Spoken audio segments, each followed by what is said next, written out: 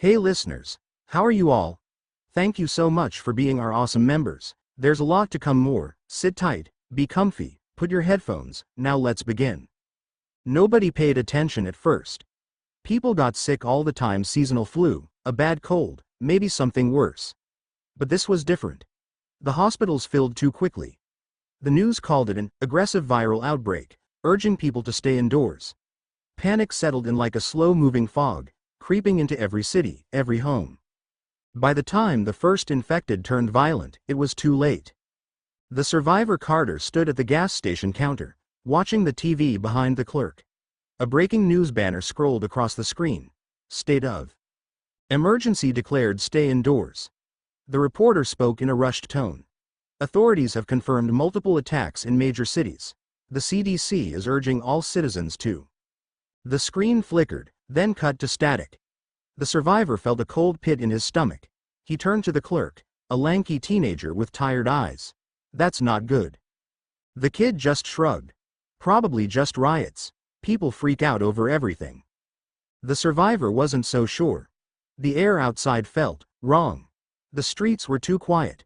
The usual hum of city life, honking horns, distant sirens, the chatter of passing strangershod faded into an eerie silence.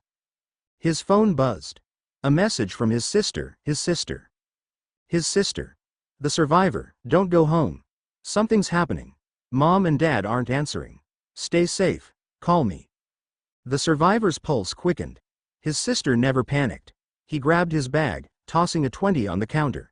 Keep the change. Then the screaming started. Outside, a man sprinted across the parking lot, his arms flailing. His face was twisted in terror. Behind him, a woman in tattered clothing lunged forward, her skin gray, her mouth stretched wide in a silent snarl. She tackled him. The survivor froze. He watched as she buried her teeth into the man's shoulder, tearing through flesh like it was nothing. Blood sprayed across the pavement. The man's screams turned to gurgles. The survivor staggered back, knocking over a display of chips. What the hell? The gas station clerk gasped. Dude. The woman's head snapped up. Her milky, lifeless eyes locked onto the survivor. And then she ran, straight at him. The world had ended, and nobody even saw it coming. Chapter 2, No Way Back. Chapter 2. No way back. The survivor's body moved before his mind caught up. He turned and sprinted toward the back of the gas station, shoving past shelves of snacks and bottled drinks. Behind him, the sound of shattering glass exploded as the infected woman crashed through the entrance. The clerk screamed. A sickening crunch followed. The survivor didn't stop. He slammed through the employee-only door, his breath coming in ragged gasps. A narrow hallway stretched before him, lined with stacks of cardboard boxes. There had to be a back exit. He could still hear the chaos behind him, shelves toppling, bones snapping, that awful, wet sound of something being ripped apart. Then the door behind him burst open. The survivor spun just in time to see the infected woman stagger into the hallway, her mouth dripping with red. Her eyes were wide, unblinking, dead. Her hands twitched at her sides, fingers curled like claws. She let out a guttural snarl and lunged. The survivor grabbed the closest thing he could, a fire extinguisher from the wall.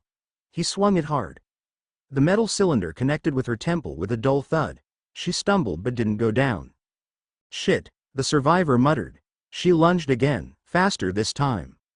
The survivor had no choice. He swung again, harder. This time, the extinguisher smashed into her skull with a sickening crack. Bone split. Blood sprayed. The woman dropped, twitching on the ground. The survivor stared, panting. His hands trembled. The woman didn't move. His mind screamed at him to run, but for a moment, he just stood there, staring at the corpse at his feet. That wasn't normal. No human should be able to keep moving after a blow like that. He swallowed hard. This isn't just some outbreak. A loud bang outside snapped him back to reality. He grabbed the fire extinguisher and turned, pushing through the back exit. The door led to an alleyway filled with dumpsters and abandoned crates. The sky above was a bruised orange, the last traces of sunlight slipping behind the buildings. Then he saw the street. It was chaos. Cars sat abandoned, doors flung open. Smoke billowed from a crashed SUV. Bodies littered the sidewalks, some motionless, some crawling, others standing with jerky, unnatural movements. The infected were everywhere. Some sprinted after fleeing survivors. Others crouched over fallen victims, tearing into them with animalistic hunger. The survivor's stomach twisted. This wasn't just an attack, this was the end of everything. A car sped past, nearly clipping him. A woman in the driver's seat screamed through the window, her hands tight on the wheel. A man clung to the hood, pounding on the windshield with bloody fists. The survivor had to move. He had to find his sister. A familiar landmark caught his eye, a green street sign at the intersection. He knew this area. His apartment was only a few blocks away. If he could just get there, maybe he could figure out what to do next. Gritting his teeth, he gripped the fire extinguisher and ran. The closer he got to home, the worse it became. People screamed from inside buildings. A man was dragged out of a storefront, his nails scraping across the sidewalk as a group of infected swarmed him. A police officer fired off a few rounds before disappearing beneath a pile of bodies. The city was eating itself alive. The survivor turned onto his street. His apartment building loomed ahead, a tall, gray structure with iron fire escapes zigzagging up the sides. Just a little farther. A figure stumbled onto the road ahead of him. The survivor froze. At first, he wondered it was another infected, but then he saw the man's face, bloodied, terrified. "Help me," the man croaked, reaching out. The survivor hesitated. A shadow moved behind the man. Then another, too late. 3 infected slammed into him from behind. The man screamed, eyes wide with terror as they dragged him down. The survivor turned and ran. His apartment door was locked. His hands shook as he fumbled for his key. "Come on, come on." A low growl echoed down the hallway. A shadow appeared at the end, a dark shape moving toward him. The key finally slid into the lock. He twisted. The door flew open, and he slammed it shut behind him, locking it just as something heavy thudded against the other side. Panting, he stepped back. His apartment was dark, the only light coming from the window. He grabbed his phone, his fingers slick with sweat, and dialed his sister. No answer. He swallowed hard and tried again, still nothing. His eyes flickered to the baseball bat leaning against the wall. Slowly, he picked it up, gripping the worn wood tightly. He didn't know what was happening, but he knew one thing. This was only the beginning. Chapter 3: Nowhere is safe. Chapter 3.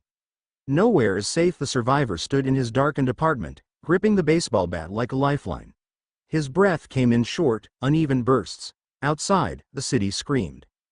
The distant wail of sirens, the panicked shouts of survivors, the guttural groans of the infected, it all blended into a nightmarish symphony of chaos. His phone was still clutched in his other hand. He stared at the screen. No signal. He cursed under his breath. His sister, was out there somewhere. Alive or dead, he had no idea. A loud thud against his door snapped him back to the present. The survivor held his breath. The noise came again, heavier this time, like something slamming its full weight against the wood. Then the growling started. Low, guttural. Wrong. He tightened his grip on the bat. His apartment was on the 4th floor. Had one of those things followed him up? Another slam. The door rattled. The survivor took a step back. The bat felt small in his hands. If that door broke open, he wasn't sure he could fight whatever was on the other side. Then just as suddenly as it had started, the pounding stopped. Silence. The survivor's heart pounded in his ears. Then came the shuffling. Slow, dragging footsteps moving away from the door. He let out a shaky breath, his muscles still tense. He needed to think. Supplies. Escape. His sister. One thing was clear: he couldn't stay here. If the infected were inside the building, it was only a matter of time before the whole place was overrun. He moved quickly. His backpack sat in the closet. He threw it onto the bed, stuffing it with whatever he could find. A few protein bars. Bottles of water. A flashlight. His old pocket knife. He checked the kitchen, nothing but empty cupboards and expired cereal. The fridge had half a carton of milk and a few takeout containers. Useless. He needed real supplies. A sudden scream outside made him freeze. He rushed to the window. Down below, the street was a war zone. Fires burned in overturned cars. A man sprinted across the pavement, but he didn't get far. 2 infected tackled him, their teeth sinking into his flesh as he thrashed and screamed. The survivor glanced away, swallowing hard. He had to get out of here. The fire escape. His apartment had a fire escape. If he could get to the roof, maybe he could find a way out. Carefully, he slid the window open. The cool night air rushed in, carrying the scent of smoke and blood. He climbed out onto the metal platform, gripping the railing tightly. A voice stopped him. "Hey, up here." The survivor's head snapped up. A man stood on the rooftop of the adjacent building, waving frantically. He was in his mid-40s, wearing a torn jacket and holding a crowbar. His face was lined with exhaustion, but his eyes were sharp. "You alone?" the man called down. The survivor hesitated. "Yeah." "Then hurry up. The streets are crawling. You don't want to be down there when more of them show up." The survivor glanced over his shoulder. More infected were spilling into the street, drawn by the sounds of screaming and gunfire. He nodded. "I'm coming up." The fire escape rattled as he climbed. When he reached the roof, the man offered a hand, pulling him up the last few feet. "I'm Trey," the man remarked. "You got a plan, kid?" "Find my sister," the survivor remarked immediately. "She texted me before everything went to hell. I need to know if she's okay." Trey sighed, rubbing a hand over his face. "Family, huh? Yeah, I get it." He pointed toward the distance. "The city's a death trap. You got a car?" The survivor shook his head. "Then you're gonna need a team." Trey glanced him up and down. "You know how to fight." The survivor tightened his grip on the bat. "I can handle myself." Trey smirked. "We'll see." A loud explosion rumbled in the distance. More smoke rose into the sky. The survivor took on a last look at the burning city below. There was no going back. Now, it was survive or die. Chapter 4: The City of the Dead. Chapter 4. The City of the Dead. The night stretched over the city like a black veil, smothering what little hope remained. Fires burned in the distance, sending columns of smoke twisting into the sky. The screams had begun to die down, replaced by an eerie silence, broken only by the distant groans of the infected. The survivor stood on the rooftop, gripping his bat, his heart pounding against his ribs. Trey crouched beside him, scanning the streets below. "We need to move before sunrise. The dead get more active during the day. Something about the noise, the light, draws them out." The survivor swallowed hard. "You've dealt with this before?" Trey exhaled, eyes dark. "Yeah. Afghanistan. Different kind of enemy, but the rules are the same. Stay quiet. Stay low, and never fight if you don't have to." The survivor nodded, gripping the bat tighter. He wasn't a soldier. Just a guy who had woken up in a nightmare. But he had to survive. He had to find his sister. The plan. The rooftop spanned 3 connected buildings. If they moved carefully, they could get a few blocks closer without touching the streets. Trey pointed toward a distant high-rise. "There's an old hardware store at the corner of 7th and Main. We stop there first, grab supplies, maybe a weapon better than that bat. After that, we figure out our next move." The survivor hesitated. He wanted to argue, to say that they should head straight for his sister, but he knew Trey was right. Running blind into the chaos was suicide. He nodded. "Okay. Let's go." Trey led the way, moving across the rooftops with practiced ease. The survivor followed, his sneakers skidding slightly on the gravel surface. Every step felt too loud, every movement a risk. Then metal groaned beneath his feet. The fire escape ahead of them sagged under its own weight, rusted and barely holding together. Trey tested it with his boot. "Damn thing's about to fall apart," he muttered. He turned to the survivor. "We'll have to jump the gap." The survivor's stomach twisted. The next rooftop was at least 8 feet away. Not an impossible jump, but one wrong step meant a 3-story drop onto the pavement below. Trey went first. He took a few steps back, sprinted forward, and leapt. His boots slammed onto the rooftop, his knees bending to absorb the impact. He turned back, motioning to the survivor. The survivor's palms were sweaty. He backed up, inhaled deeply, then ran. His foot hit the edge of the roof, and for a split second, he was weightless. Then impact. His knee hit the ground hard, but he made it. Trey offered a hand, pulling him up. "Not bad," he remarked. "You do track or something?" The survivor shook his head. "Just played baseball." Trey chuckled. "That'll work." The hardware store. By the time they reached 7th and Main, the streets below were even worse. Dozens of infected shuffled between the abandoned cars, their heads twitching at every distant noise. The hardware store sat at the corner, its front door wide open. That wasn't a good sign. Trey motioned for silence, then led the way down a fire escape. The survivor followed, gripping the bat so tight his knuckles ached. They slipped through the broken doorway, stepping over shattered glass. The inside of the store was ransacked: empty shelves, broken registers, blood smeared across the floor. The survivor moved cautiously toward the aisles, his heartbeat hammering. What exactly are we looking for? Trey knelt by a fallen shelf, shifting through the mess. Anything useful? Knives, rope, a crowbar if we're lucky. The survivor turned a corner and nearly tripped over a body. He stumbled back, his breath catching in his throat. The man on the ground was already dead, his face pale, his throat torn open. But something was wrong. The blood was fresh. Then, a sound. A slow, shuddering breath. The survivor's head snapped toward the back of the store. A figure was hunched over, its back to him. At first, he wondered it was another body until it twitched. The thing turned. Its face was half rotted, its jaw unhinged, blood dripping from its lips. The infected let out a low, wet Groland lunge. The survivor swung the bat on instinct. Crack. The wood connected with the thing's skull, sending it staggering back, but it didn't stop. Trey cursed, pulling his crowbar free. Headshots only, he barked. The infected lunged again. The survivor swung harder this time. The bat struck its temple with a sickening crunch. The skull caved in. The thing dropped. Panting, the survivor stumbled back, chest heaving. Trey clapped him on the shoulder. You hesitated, he remarked. Next time, don't. The survivor swallowed, nodding. Trey went back to looting. He pulled out a hunting knife, a length of rope, and miraculously a revolver. He checked the chamber.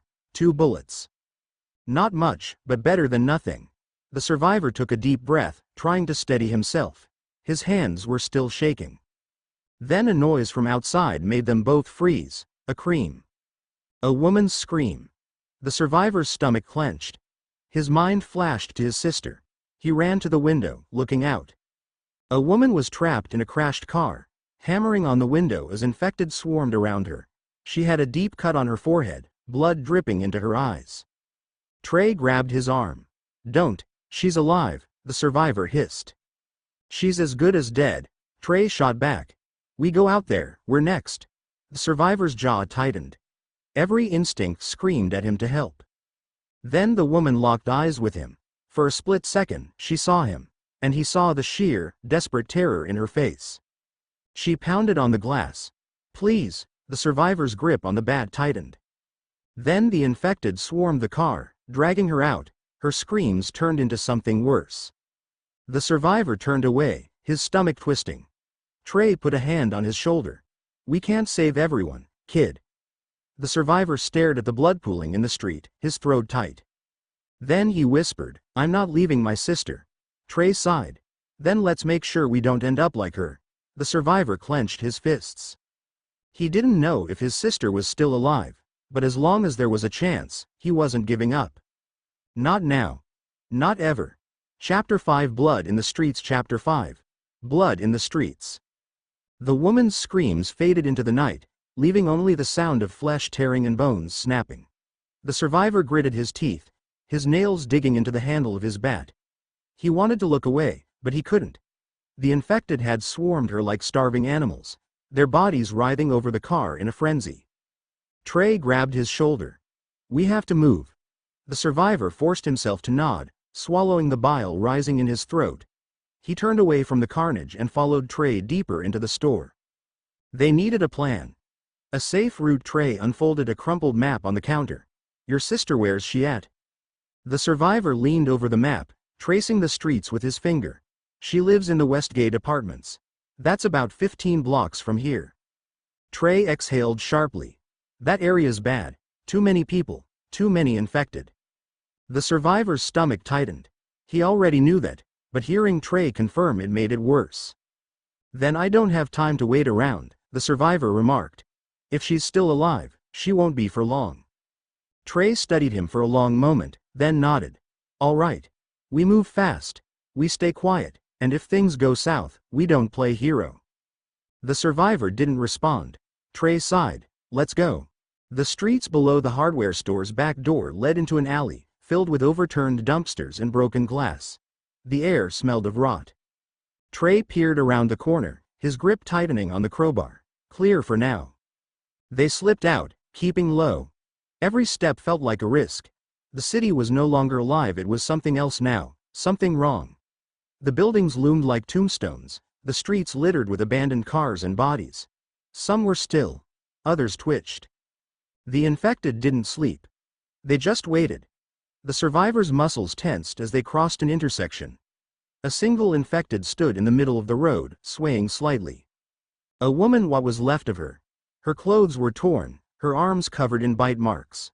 Her neck was bent at an unnatural angle, her jaw hanging loosely. But her dead eyes still locked onto them the moment they moved. She let out a rasping moan. The survivor's pulse spiked. Shit. Trey didn't hesitate. He stepped forward, swinging the crowbar in a brutal arc. It connected with her skull with a sickening crunch. She collapsed, twitching, before going still. The survivor stared at the body. Trey wiped the blood from his weapon. The hesitation will get you killed, he remarked quietly. The survivor clenched his fists. He knew Trey was right, but that thing used to be a person. They kept moving. A deadly shortcut, they cut through an old parking garage to avoid the main roads. The concrete structure was dark, the air thick with the stench of oil and decay. Their footsteps echoed, too loud. The survivor's fingers twitched around the bat. This place doesn't feel right. Trey nodded. Stay sharp. They weaved between the cars, stepping over broken glass and old bloodstains. For a moment, it felt like they might get through without trouble. Then a car alarm shrieked to life. The survivor's breath caught in his throat. No. The sound echoed through the garage, bouncing off the walls, and then, from the shadows, they came. The infected swarmed out from behind cars, crawling from beneath wreckage. Dozens of them, drawn by the noise. Their lifeless eyes locked onto the two survivors. Trey cursed. Run. They sprinted for the exit. The survivors' lungs burned. The infected were faster than he wondered possible. One grabbed at Trey's jacket. He spun, jamming the crowbar into its mouth before kicking it away. The survivor swung wildly with the bat, catching one across the ribs. It barely slowed. They were too close. The exit loomed ahead.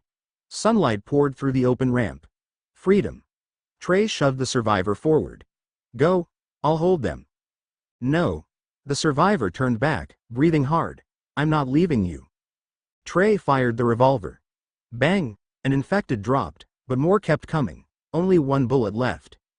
Trey locked eyes with the survivor. You have to get to your sister. The infected closed in. Trey didn't wait for an argument. He shoved the survivor hard, sending him stumbling out onto the street. The last thing the survivor saw before he turned and ran was Trey, standing his ground, crowbar in one hand, revolver in the other. The city swallowed him whole. Alone again, the survivor ran until his legs nearly gave out. He collapsed against the wall of an alley, his chest heaving. He could still hear the echoes of gunfire in the distance. And then silence. Trey was gone. The survivor slammed his fist against the wall, his throat tight. Trey had saved his life. And now he was alone again. But he couldn't stop. He couldn't break down. His sister was still out there. Wiping the sweat from his forehead, the survivor pushed himself to his feet. The Westgate apartments were only a few blocks away now. One way or another, he was going to find her, even if it killed him. Chapter 6. No way back. The survivor forced himself to keep moving. His legs burned from exhaustion, his breath came in ragged gasps, but stopping wasn't an option. The city was alive with the dead. Every alley, every car, every broken window was a possible hiding place for something waiting to sink its teeth into him, and now, he was alone. Trey was gone. He swallowed the lump in his throat. He hadn't even known the guy for long, but in a world collapsing around him, Trey had been the closest thing to a lifeline. Now that lifeline had been ripped away, and the weight of survival pressed down heavier than ever. Keep going. Keep moving. He cut through an empty diner, The tables overturned, dried blood smeared across the counter. A plate of rotting food sat abandoned next to a half-full coffee cup. It was like the world had just stopped in the middle of an ordinary day. A corpse lay slumped in a booth, head tilted back, mouth frozen in a silent scream. The gaping wound in its throat told the survivor everything he needed to know. He edged past it carefully. The last thing he needed was the body twitched. The survivor's breath caught. The corpse shifted, its arms jerking unnaturally, its neck twisting. Its eyes snapped open, milky and lifeless, but its lips curled back in a slow, unnatural snarl. The survivor reacted on instinct, swinging the bat with all his strength. Crack! The thing's skull split open, its body jerking violently before slumping forward, finally still. The survivor stumbled back, breathing hard. Even the dead weren't truly dead. He gripped the bat tighter and pushed forward, the streets of hell. Westgate Apartments were only a few blocks away now, but every step forward felt like a step into hell. The closer he got, the worse the destruction became. Cars burned in the streets. Windows were shattered, doors left wide open, clothes and broken furniture scattered like people had fled in a panic. The worst part was the bodies. Some were fresh, others half-rotted. Some moved, others didn't.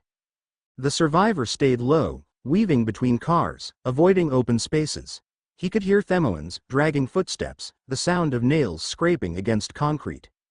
As he turned a corner, he stopped cold. A group of infected stood in the middle of the intersection, at least 10 of them. Their bodies twitched, heads jerking as they sniffed the air, searching. The survivor's heartbeat pounded in his ears. He gripped his bat, pressing himself against the wall of a nearby building. He needed to find a way around them. Then, from somewhere down the street, a car alarm blared to life. The infected reacted instantly. Their heads snapped toward the noise, their bodies stiffening before they ran. The survivor had never seen them move like that before. They sprinted, their limbs flailing unnaturally as they chased the sound. It wasn't normal. It wasn't human. The survivor didn't wait to see what happened next. He took off in the opposite direction, his footsteps light, his breath controlled. 1 block away. Then 2. Then Westgate Apartments came into view. Westgate Apartments, the building loomed over the street, a towering structure of shattered windows and broken balconies. The front entrance was barricaded with overturned furniture and wooden planks, hastily nailed into place. The survivor's chest tightened. Someone had tried to make a stand here. He sprinted across the open street, ducking behind an abandoned car. No movement, no sound. But that didn't mean it was safe. He climbed over the barricade, gripping the bat tightly. The inside of the lobby was dark, the air thick with the stench of rot. A single flickering light buzzed overhead, casting long, shifting shadows. Blood streaked the walls. The survivor swallowed hard. His sister? He called out, his voice barely above a whisper. Silence. He moved deeper inside. Apartment 207, his sister's apartment, was on the 2nd floor. The stairwell was littered with debris, abandoned bags, broken glass, a trail of blood leading up the steps. The survivor stepped carefully, wincing at the creak of the floorboards. He reached the 2nd floor and turned down the hallway. The doors to most of the apartments were broken open. Some had deep claw marks on them, others were splattered with blood. He stopped in front of 207. The door was closed, his heart pounded. He raised a shaking fist and knocked lightly. His sister? He whispered. No response. His stomach twisted. He grabbed the handle, slowly pushing the door open. The apartment was dark. He stepped inside, gripping the bat with both hands. His sister? A soft shuffle came from the bedroom. The survivor's breath caught. He moved forward, his steps careful. The door was slightly open. With a deep breath, he pushed it open. A figure sat on the floor, back against the bed. Long, tangled hair. A familiar hoodie. His sister, he breathed, rushing forward. She glanced up. Her face was pale, her eyes sunken, her lips cracked, but she was alive. The survivor dropped to his knees beside her. His sister, I wondered you were. Her lips trembled. The survivor, her voice was weak, barely a whisper. He touched her arm, and that's when he saw it. The bite. Dark, rotten flesh marked her shoulder, the infection creeping up her neck. The survivor's stomach dropped. No, he whispered. His sister's eyes filled with tears. I tried to wait for you. Her voice was hoarse, tired. I locked the door, I didn't let them in. The survivor's whole body shook. This wasn't happening. This couldn't be happening. He gripped her hand. It was ice cold. I'm sorry, she whispered. The survivor swallowed hard, tears stinging his eyes. He shook his head. No, we can fix this. There has to be a way. His sister gave him a sad smile. There isn't. Her breathing was slow, shallow. I didn't want to die alone, she whispered. The survivor clenched his jaw, his whole body trembling. He had made it. He had found her. But it was too late. His sister's eyes fluttered. Stay, just for a little while? The survivor bit back a sob, nodding. He sat beside her, holding her hand.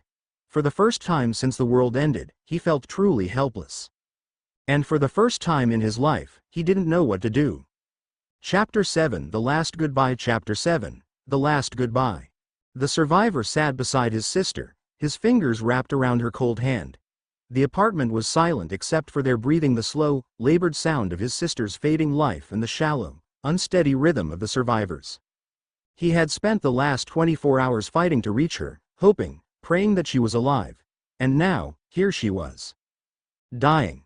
His throat felt tight, like something was squeezing it shut. He had seen death before. He had seen people torn apart, their bodies left as nothing. More than broken reminders of what they once were. But this was different. This was his sister. His sister blinked slowly, her eyes dull and glassy. The survivor, she murmured. He leaned closer. Yeah? She gave him a small, weak smile. You came. His chest ached. Of course I did. I wondered you were dead. Her voice was soft, barely above a whisper. I waited, but I wondered maybe. She trailed off, her breath hitching. The survivor shook his head. I wasn't going to leave you. A tear slid down her cheek. She tried to squeeze his hand, but she was too weak. You were always the stubborn one, she murmured. A sad smile flickered across his lips. Guess I was. His sister let out a weak chuckle that turned into a cough. The survivor instinctively moved to support her, but she waved him off. I'm okay, she whispered. But she wasn't, and they both knew it, the hardest choice. The survivor's mind raced. There had to be something he could do. Maybe he could carry her out of here, find a doctor, find someone who knew what to do. There were still people out there, still survivors. Maybe. No, he knew better. There was no cure, no help, no miracle waiting just around the corner. His sister was dying. And soon, she would turn. The survivor clenched his jaw, his grip tightening on the bed beside him. He had seen it happen before, how the infection took over, how the body twisted, how the eyes lost everything that made them human.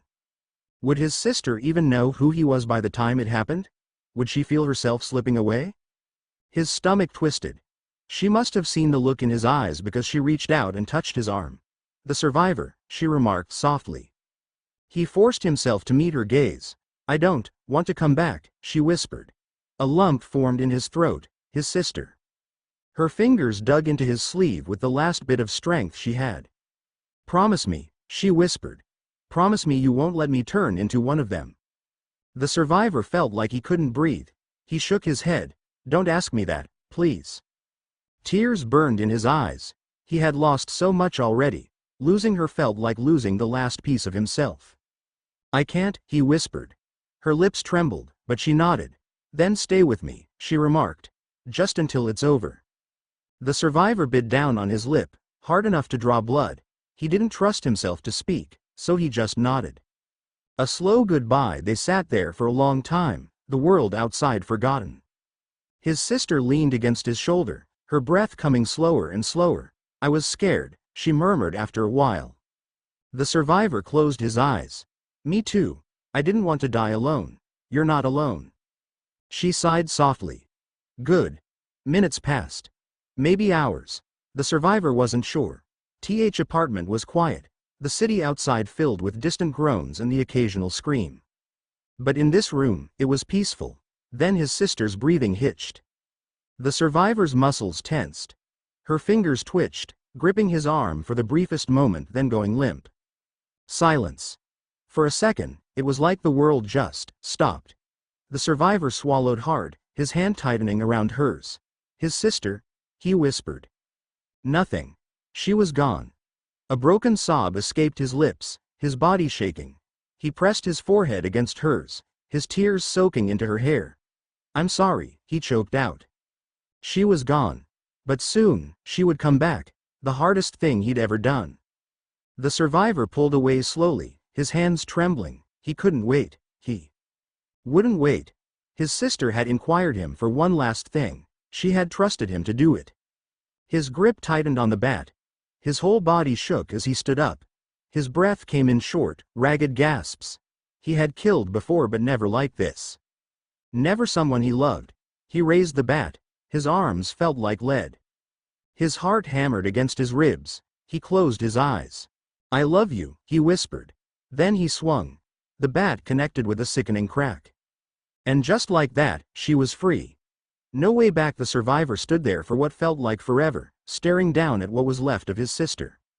His hands were stained with blood. His heart felt hollow. He had done what she inquired. He had kept his promise, but it didn't make it any easier. He turned away, wiping his face with the back of his sleeve. He had to keep moving. If he stayed here any longer, he wouldn't leave at all. He took one last look at his sister. Then he picked up his bat and walked out of the apartment, stepping back into the ruined world. And he didn't look back. Chapter 8 Ashes of Yesterday. Chapter 8 Ashes of Yesterday. The door to his sister's apartment clicked shut behind the survivor, and for a long moment, he just stood there. The world outside hadn't changed. The dead still wandered the streets. The air still carried the faint smell of rot and fire. But something inside him was different. Something was broken. He had done the impossible. The unbearable.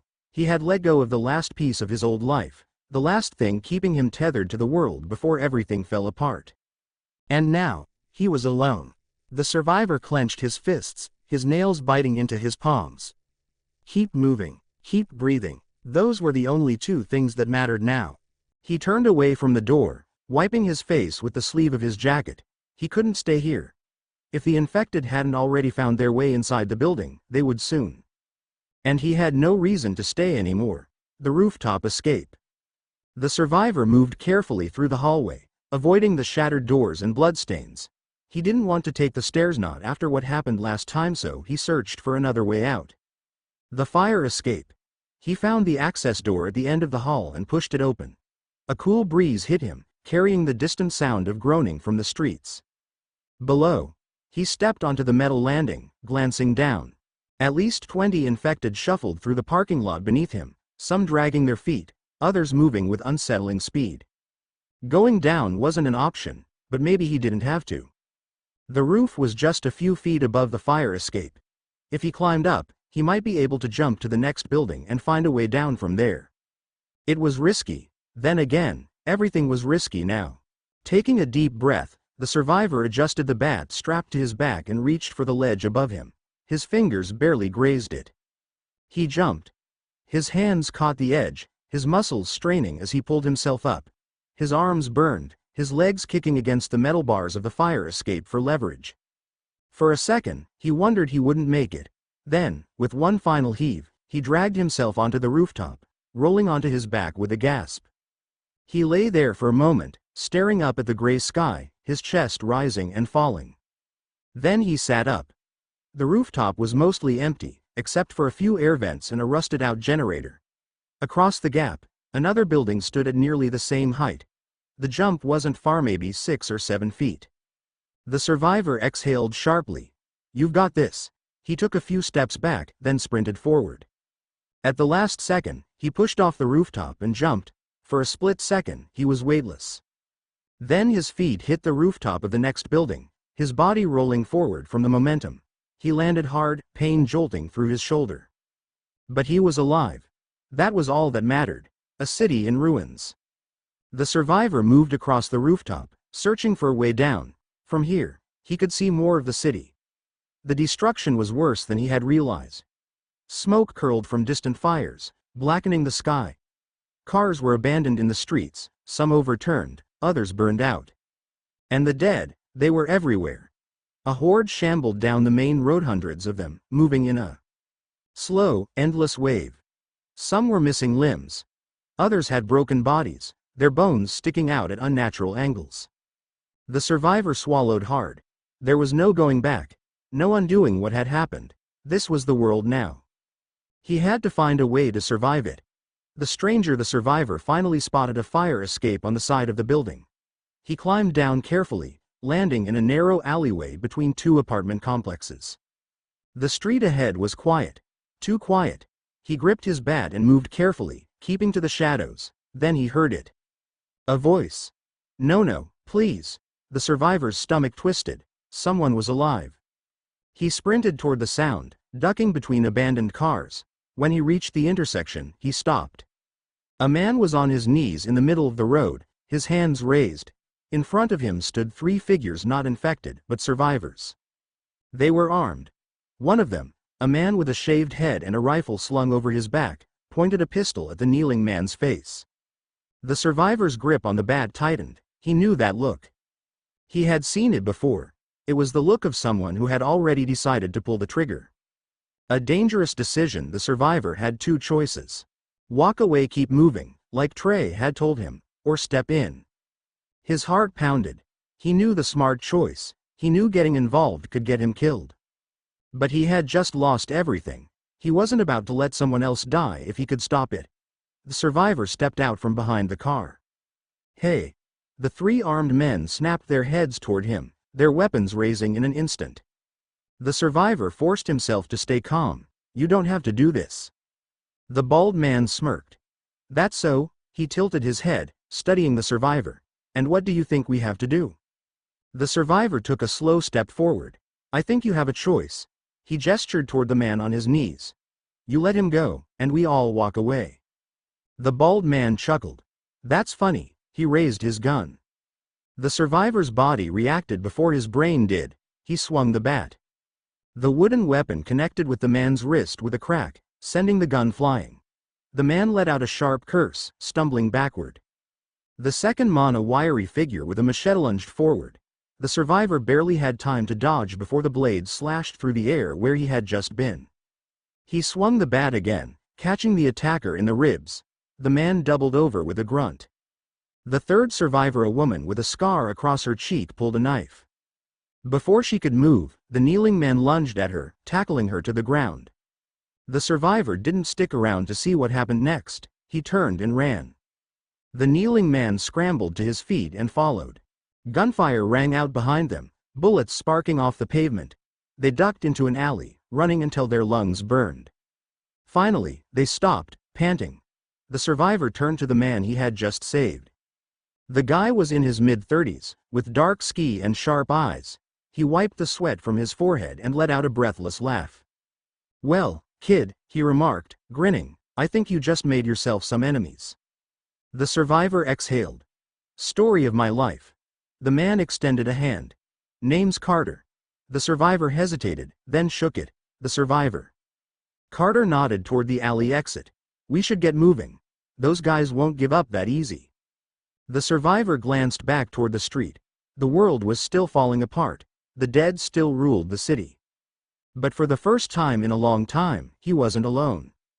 Chapter 9, Running with the Living. Chapter 9. Running with the Living.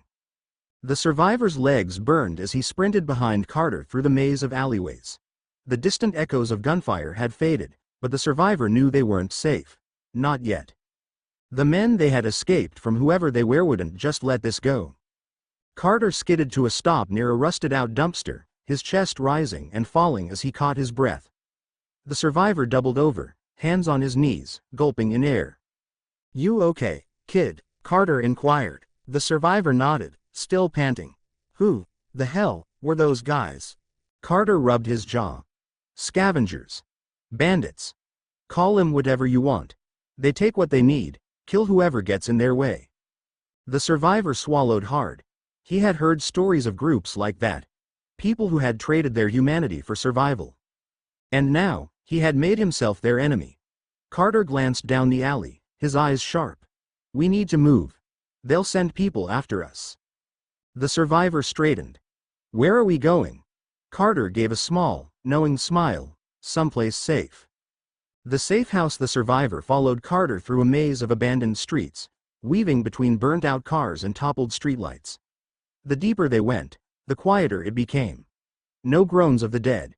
No signs of life. Just the eerie silence of a city that had long since died.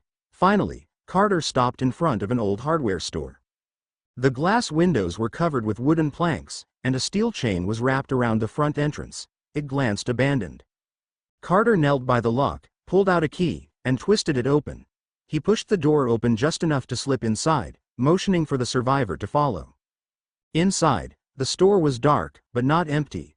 Wooden crates were stacked against the walls. A lantern flickered in the far corner. A cot sat near a makeshift kitchen, where a small propane stove rested on a counter. But what caught the survivor's attention was the gun rack near the back. Rifles, handguns, even a crossbow. Carter noticed his gaze and smirked. "Yeah, we come prepared." The survivor turned to him. "We?" Before Carter could answer, a voice came from the back of the store. "Carter?" The survivor's body tensed, his grip tightening on his bat. A figure stepped into the light. It was a woman, maybe in her early 40s, with short dark hair and a pistol holstered at her hip. Her eyes flicked between Carter and the survivor, studying him carefully. Carter grinned. "The survivor, meet Grace. She runs this place." Grace crossed her arms. "And why is he here?" Carter shrugged. "Because he saved my ass." She raised an eyebrow. Carter chuckled. "Look, he stepped in when those scavengers tried to kill me. That makes him okay in my book." Grace didn't look convinced. "That was reckless." She turned to the survivor. "Do you have any idea who those people are?" The survivor clenched his jaw. "I wasn't just going to stand there and let them kill someone." Grace sighed, rubbing her forehead. "Well, now they'll be looking for you, too." Carter smirked. "Then it's a good thing we don't plan on staying put." "Huh?" The survivor frowned. "Wait, what do you mean?" Grace gave Carter a look before answering. "We're leaving the city, in 2 days." The survivor's stomach twisted. He had barely processed losing his sister. Now, he had to figure out whether he was willing to leave the only place he had ever known. A plan for survival. That night, the survivor sat on an old crate, staring at the lantern's glow. The world outside was falling apart. The streets weren't safe. The dead weren't the only monsters roaming the city. Maybe leaving was the right choice.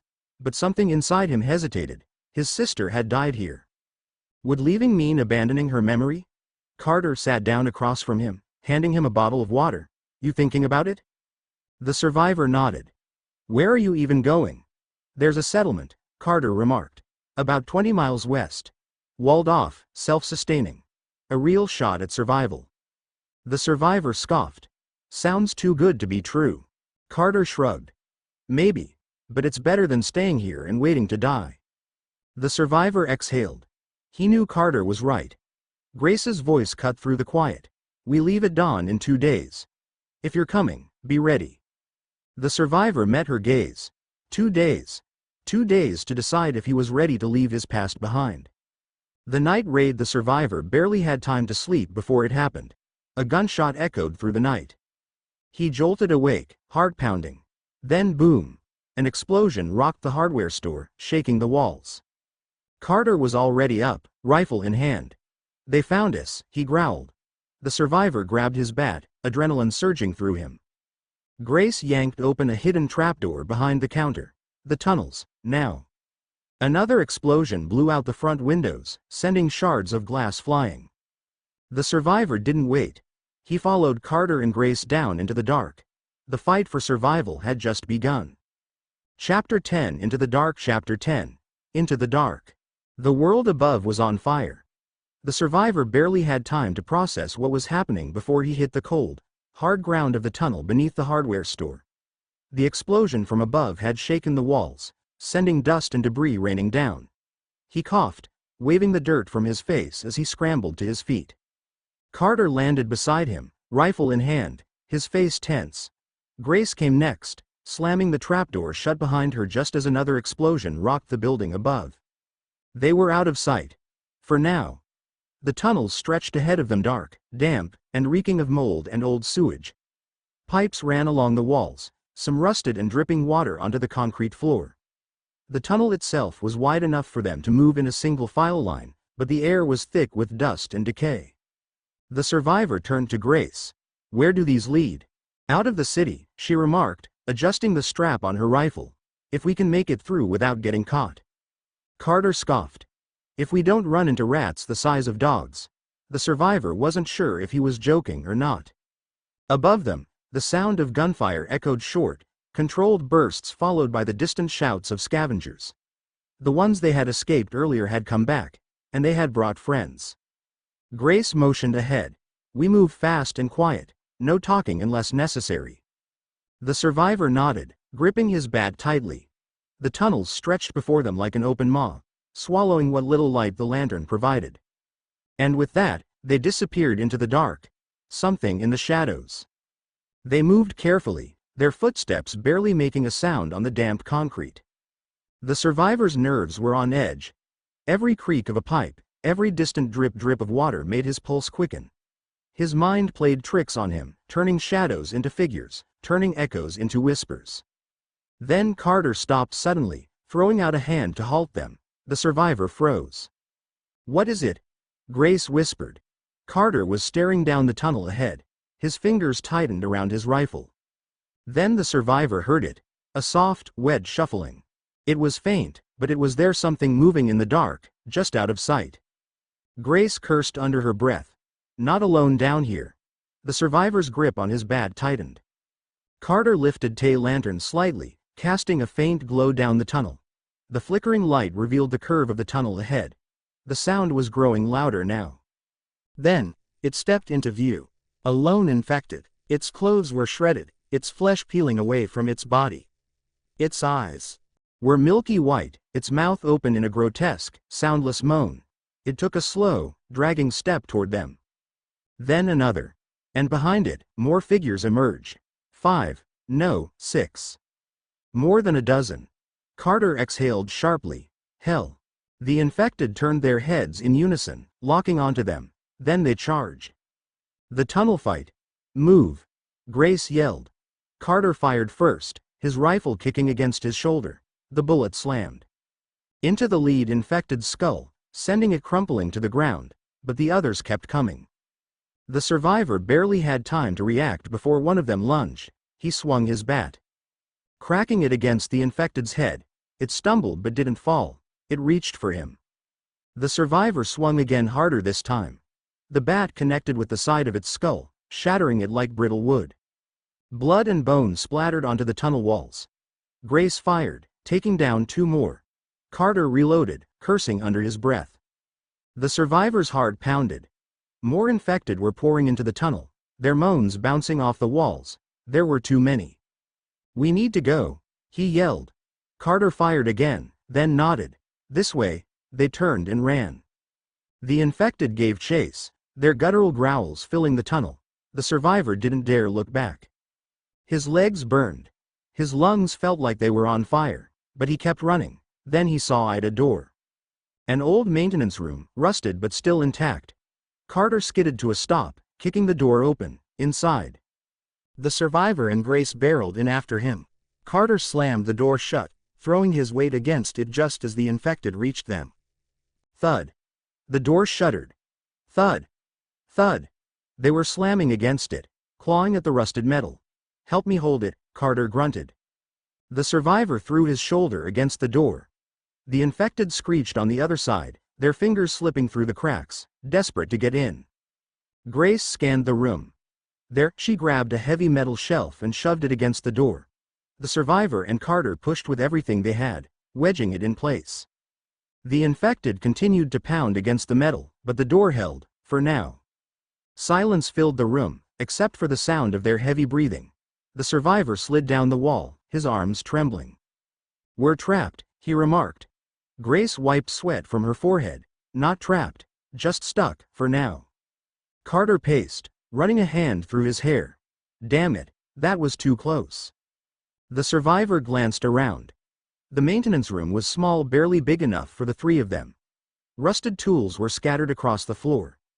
A ventilation shaft sat on the far wall, barely big enough for someone to crawl through. The survivor pointed. That might be our way out. Carter walked over, inspecting it. Looks tight. Grace frowned. We don't have a choice. The pounding on the door was growing louder. The infected weren't giving up. They had to move. A narrow escape. Carter ripped off the vent cover. The air inside smelled stale, but it was clear. I'll go first, he remarked, climbing in. The survivor followed, squeezing into the narrow metal shaft. The walls were cold and damp. The only sound was their breathing and the distant moans from the infected. Grace came in last, pulling the vent cover back into place behind her. They crawled. Inch by inch, they moved through the tight space, the metal groaning beneath them. The survivor's heart pounded. He hated tight spaces, the feeling of being trapped, of not being able to run. Thena screamed. Not from the infected. From above. The survivor froze. Did you hear that? Carter cursed. Sounds like another scream. Then gunfire. Someone was fighting, someone alive. Grace muttered, more survivors? Carter shook his head, or more trouble. The vent ended in another room, this one larger, filled with crates and an old sewer hatch. Their way out. Carter kicked the vent cover loose, dropping down. The survivor followed, landing hard on his feet. Grace was right behind him. They barely had time to get their bearings before the door to the room burst open. A woman stumbled in, clutching a knife, her arm bleeding. Her eyes were wide, filled with panic. Behind her, a man in body armor stepped in, a shotgun raised. He wasn't infected. He wasn't a scavenger, and he wasn't alone. More figures followed, armed, organized. Carter's hand went to his rifle. The survivor gripped his bat. The man in armor smirked. Looks like we found ourselves some strays. The survivor's stomach twisted. This wasn't over. It was just beginning. Chapter 11, The New Threat. Chapter 11. The new threat. The man in body armor stood tall, his shotgun leveled at them, his dark eyes flicked between Carter, the survivor, and Grace, taking in their weapons, their ragged clothes, their expressions of barely contained tension. The woman who had stumbled into the room clutched her wounded arm, her breaths coming fast and uneven. Behind the armored man, 4 others filed in, each armed, each carrying themselves with the confidence of people who had done this before. The survivor's heart pounded. This wasn't a random group of survivors. These people were organized. Carter didn't lower his rifle. His voice was calm, but there was an edge to it. Who the hell are you? The man smirked. That's my line. The room was silent except for the faint, rhythmic thudding of the infected still pounding on the door behind them. The survivor could feel the tension crackling in the air, a split second away from turning into something deadly. Then, the woman with the knife spoke. Please, she gasped, don't shoot. The armored man's smirk faded as he glanced at her. His tone was impatient. Jesus, Emily, you're a mess. Emily pressed a hand to her bleeding arm. Ran into trouble, they helped me. Carter's fingers twitched on his rifle. We didn't help you, we don't even know you. Emily swallowed hard. Could have left me to die. The armored man studied them again, as if reassessing. Then he sighed and lowered his shotgun. All right, he remarked. Guess that means we don't have to kill you. The survivor's stomach twisted at how casually he remarked it. Grace's voice was tight. Who are you people? The armored man slung the shotgun over his shoulder. We're the ones keeping this city in check. The survivor frowned. What does that mean? The man grinned. Means we don't take kindly to people messing up our operations. And we sure as hell don't tolerate thieves. The survivor's chest tightened. We're not thieves. The man raised an eyebrow. Really? Then what are you? Carter exhaled sharply. Just trying to get the hell out of here. The man chuckled. Aren't we all? Grace crossed her arms. Look, we don't want trouble. We're heading west. We'll be gone before sunrise. The man tilted his head. West, huh? His expression darkened slightly. That's our territory. Carter stiffened. Since when? Since we took it. The survivor's fingers tightened around his bat. These guys weren't just some random group. They were claiming land. The armored man stepped forward. Name's Marcus. My people and I. We run things around here. Anyone heading west answers to us. Carter didn't flinch. We don't answer to anyone. Marcus smirked. then we got a problem. A deal with the devil. The pounding on the door behind them grew louder. The infected were relentless. Marcus glanced at the shaking metal door, then at them. Here's the deal. You want to get out of here? You work for us. The survivor felt a chill crawl up his spine. Work? Marcus nodded. There's an old military supply depot about 10 blocks from here. Loaded with gear, food, ammo. Problem is, it's crawling with infected. My guys don't feel like risking their necks going in. But you? He grinned. You seem desperate. Carter's jaw clenched. You want us to clear it out for you? More like sneak in and grab some choice supplies. Do that, and we let you go west. Hell, maybe even give you a ride. The survivor hated everything about this. Grace's voice was cold. And if we refuse?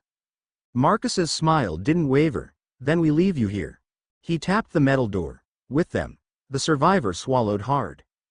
Carter and Grace exchanged a look. Carter's eyes were hard. He didn't want to do this.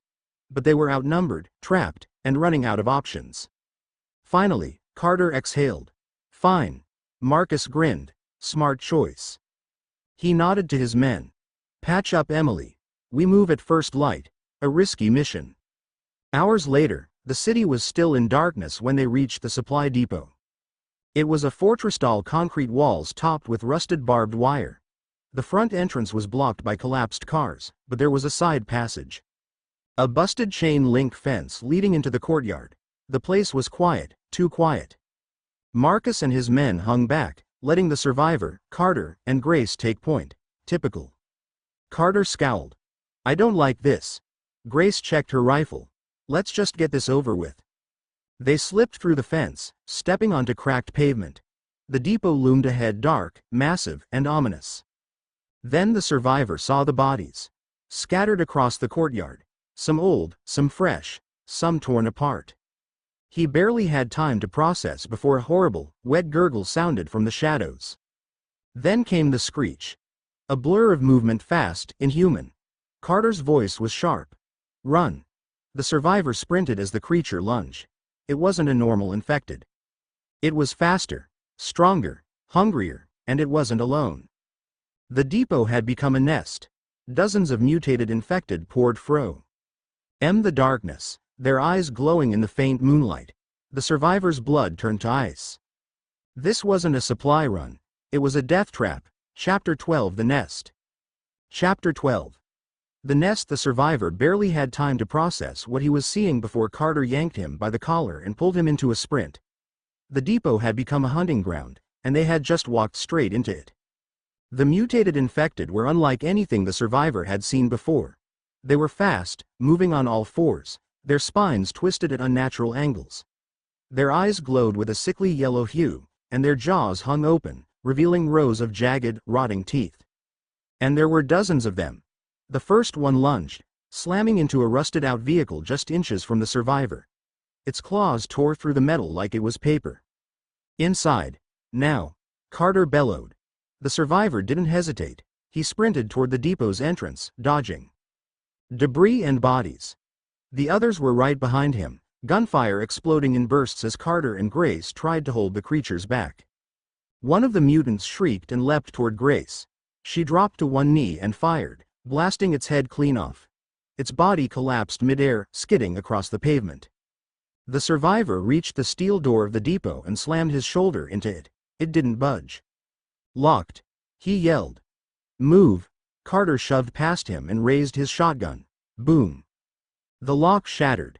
The survivor threw the door open, and they all piled inside just as the creatures closed in. The second they were through, Carter grabbed the door and slammed it shut, barricading it with a nearby metal beam. Outside, the creatures howled and shrieked, their claws raking against the steel. The entire door shook under the force of their bodies slamming into it. The survivor backed away, his heart pounding. What the hell were those things? Grace wiped blood off her face. Something worse. Carter turned, scanning the dark interior of the depot. We're not safe yet, he was right. Because the inside of the depot was just as dangerous as the outside. Inside the lion's den, the depot was huge, a massive warehouse with towering metal shelves, overturned supply crates, and old military gear scattered across the floor. The air was thick with the stench of death. The survivor took a cautious step forward, his boots crunching over shattered glass. The only light came from the moon filtering through broken windows, casting eerie shadows across the walls. Grace pointed toward a row of old storage lockers. "Let's see what we're dealing with." They moved quickly, staying low. Every noise felt too loud, every breath too sharp. The survivor opened the first locker, empty. The second one. More dust. The third jackpot. "Got something," he whispered, pulling out a military-grade backpack. Filled with MREs, water bottles, and ammunition. Carter grabbed it and slung it over his shoulder. "Good. Keep looking." They spread out, scavenging through the depot, grabbing anything useful. Then the survivor heard it. A faint, wet breathing. He froze. Somewhere in the darkness, something was moving. His grip on his bat tightened. "Guys," he whispered. "We're not alone." Grace turned, rifle raised. "Where?" A soft growl echoed through the depot. Thena's shape moved in the shadows. It was an infected, but not like the ones outside. This one was huge. 7 feet tall, its body covered in bloated, pulsating tumors. Its skin was cracked and stretched, its muscles unnaturally large, and its head. Its head was barely human anymore, its jaw split open like a grotesque flower, rows of teeth lining its gaping mouth. The survivor's stomach twisted. Carter's voice was tight. "What the hell is that?" Grace whispered. "Something we don't want to fight." The creature turned toward them. It sniffed the air. Then its dead eyes locked onto the survivor. It charged. The Titan. Move. The survivor barely had time to react before the Titan slammed into the shelves where he had been standing. The impact sent crates and metal beams crashing down, kicking up a cloud of dust and debris. The survivor hit the ground hard, rolling to avoid a falling crate. His ears were ringing, his vision blurry. Carter fired. Boom. The shotgun blast hit the Titan square in the chest. It didn't even flinch. Grace opened fire, bullets ripping into its bloated flesh, but instead of dropping, it just screamed, a guttural, ear-splitting sound that made the survivor's blood turn cold. The creature swung its massive arm, hitting Carter with full force. Carter flew back, crashing through a pile of crates. He didn't move. The survivor's heart stopped. "Carter." The Titan turned its attention to Grace, its head tilting unnaturally. Grace fired again, but the bullets barely slowed it down. The survivor knew they had seconds before it killed them both. Then he saw it. An old fuel barrel, half hidden behind a pile of debris. "Grace, cover me." Without waiting for an answer, the survivor sprinted toward the barrel. The Titan let out a guttural snarl and turned toward him. The survivor grabbed a rusted flare gun off the floor and yanked it open. One shot. One chance. The Titan charged, its massive footsteps shaking the ground. The survivor raised the flare gun, aimed for the barrel, and fired. Boom. The explosion ripped through the depot, sending fire and metal shrapnel in every direction. The survivor was thrown backward, hitting the ground hard. His ears rang, the world spinning. For a moment, everything was silent. Thena's sickening, wet gurgle. The survivor glanced up. The Titan was still standing. But its body was on fire, its tumors bursting like rotten fruit. It staggered, letting out one final, blood-curdling scream before it collapsed. The survivor let out a shaky breath. It was dead. The aftermath. Grace rushed to Carter's side, shaking him. "Carter, come on, wake up."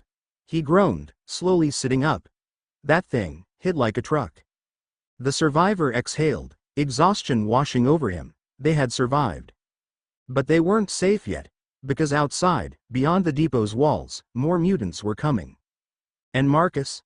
Marcus was still out there, and the survivor had the sinking feeling that their deal wasn't over yet. Chapter 13 No Way Out. Chapter 13. No Way Out. The depot reeked of burning flesh. The Titan's corpse smoldered, blackened and broken, but the real problem wasn't over. The howls outside were getting louder. The explosion had drawn them in. They were trapped. Carter groaned as he pulled himself up, favoring his side. "That thing almost broke my damn ribs." Grace yanked him up by the arm. "Yeah. Well, if we don't move, those things outside will finish the job." The survivor swallowed hard. The creatures outside weren't normal infected, they were something worse. The ones that had chased them in here weren't just mindless husks. They were smart. They had waited, stalked, hunted. Now they knew their prey was cornered. The survivor's hands tightened around his bat. We need another way out. Carter wiped blood from his forehead. Only one way to find one. The escape plan: the depot was a maze of rusted containers, collapsed shelves, and abandoned military gear. The explosion had weakened the structure, and parts of the ceiling had caved in, leaving jagged beams hanging like broken ribs. Grace led the way, her rifle raised. If this place has a supply entrance, it's gonna be at the back. The survivor nodded. And if it's locked? Carter chambered a fresh round into his shotgun. Then we make our own door. They moved quickly, sticking to the shadows. Outside, the infected scraped against the walls, their guttural growls filling the silence. Every second that passed, they were gathering. The survivor's breath was tight in his chest. If they swarmed the depot all at once, they wouldn't stand a chance. Then Grace froze. Found it, she whispered. At the far end of the depot was a heavy steel roll-up door, partially rusted but still intact. It had once been a supply entrance for trucks, but now? It was their only chance at getting out. The survivor tried the side latch. Locked. Carter grimaced. Figures. Grace stepped back. All right. We go loud. The survivor's stomach twisted. That's gonna bring them in faster. Carter shook his head. They're already coming. The survivor turned and saw what he meant. The walls were shaking. The infected were piling against the outside of the depot, slamming their bodies against the metal, their strength unnatural. Dents appeared in the walls, and the sound of screeching metal filled the air. The survivor clenched his jaw. They didn't have time to argue. Carter raised his shotgun and fired into the lock. Boom! The metal latch blew apart. Grace grabbed the door handle and yanked. The rusted mechanism screeched as it rolled up inch by inch, revealing what was on the other side. The survivor's stomach dropped. More of them. Beyond the door was a loading dock, but it was full of infected. At least 20 of them, packed together, their rotting faces snapping toward the noise. The survivor barely had time to react before Carter bellowed, "Run!"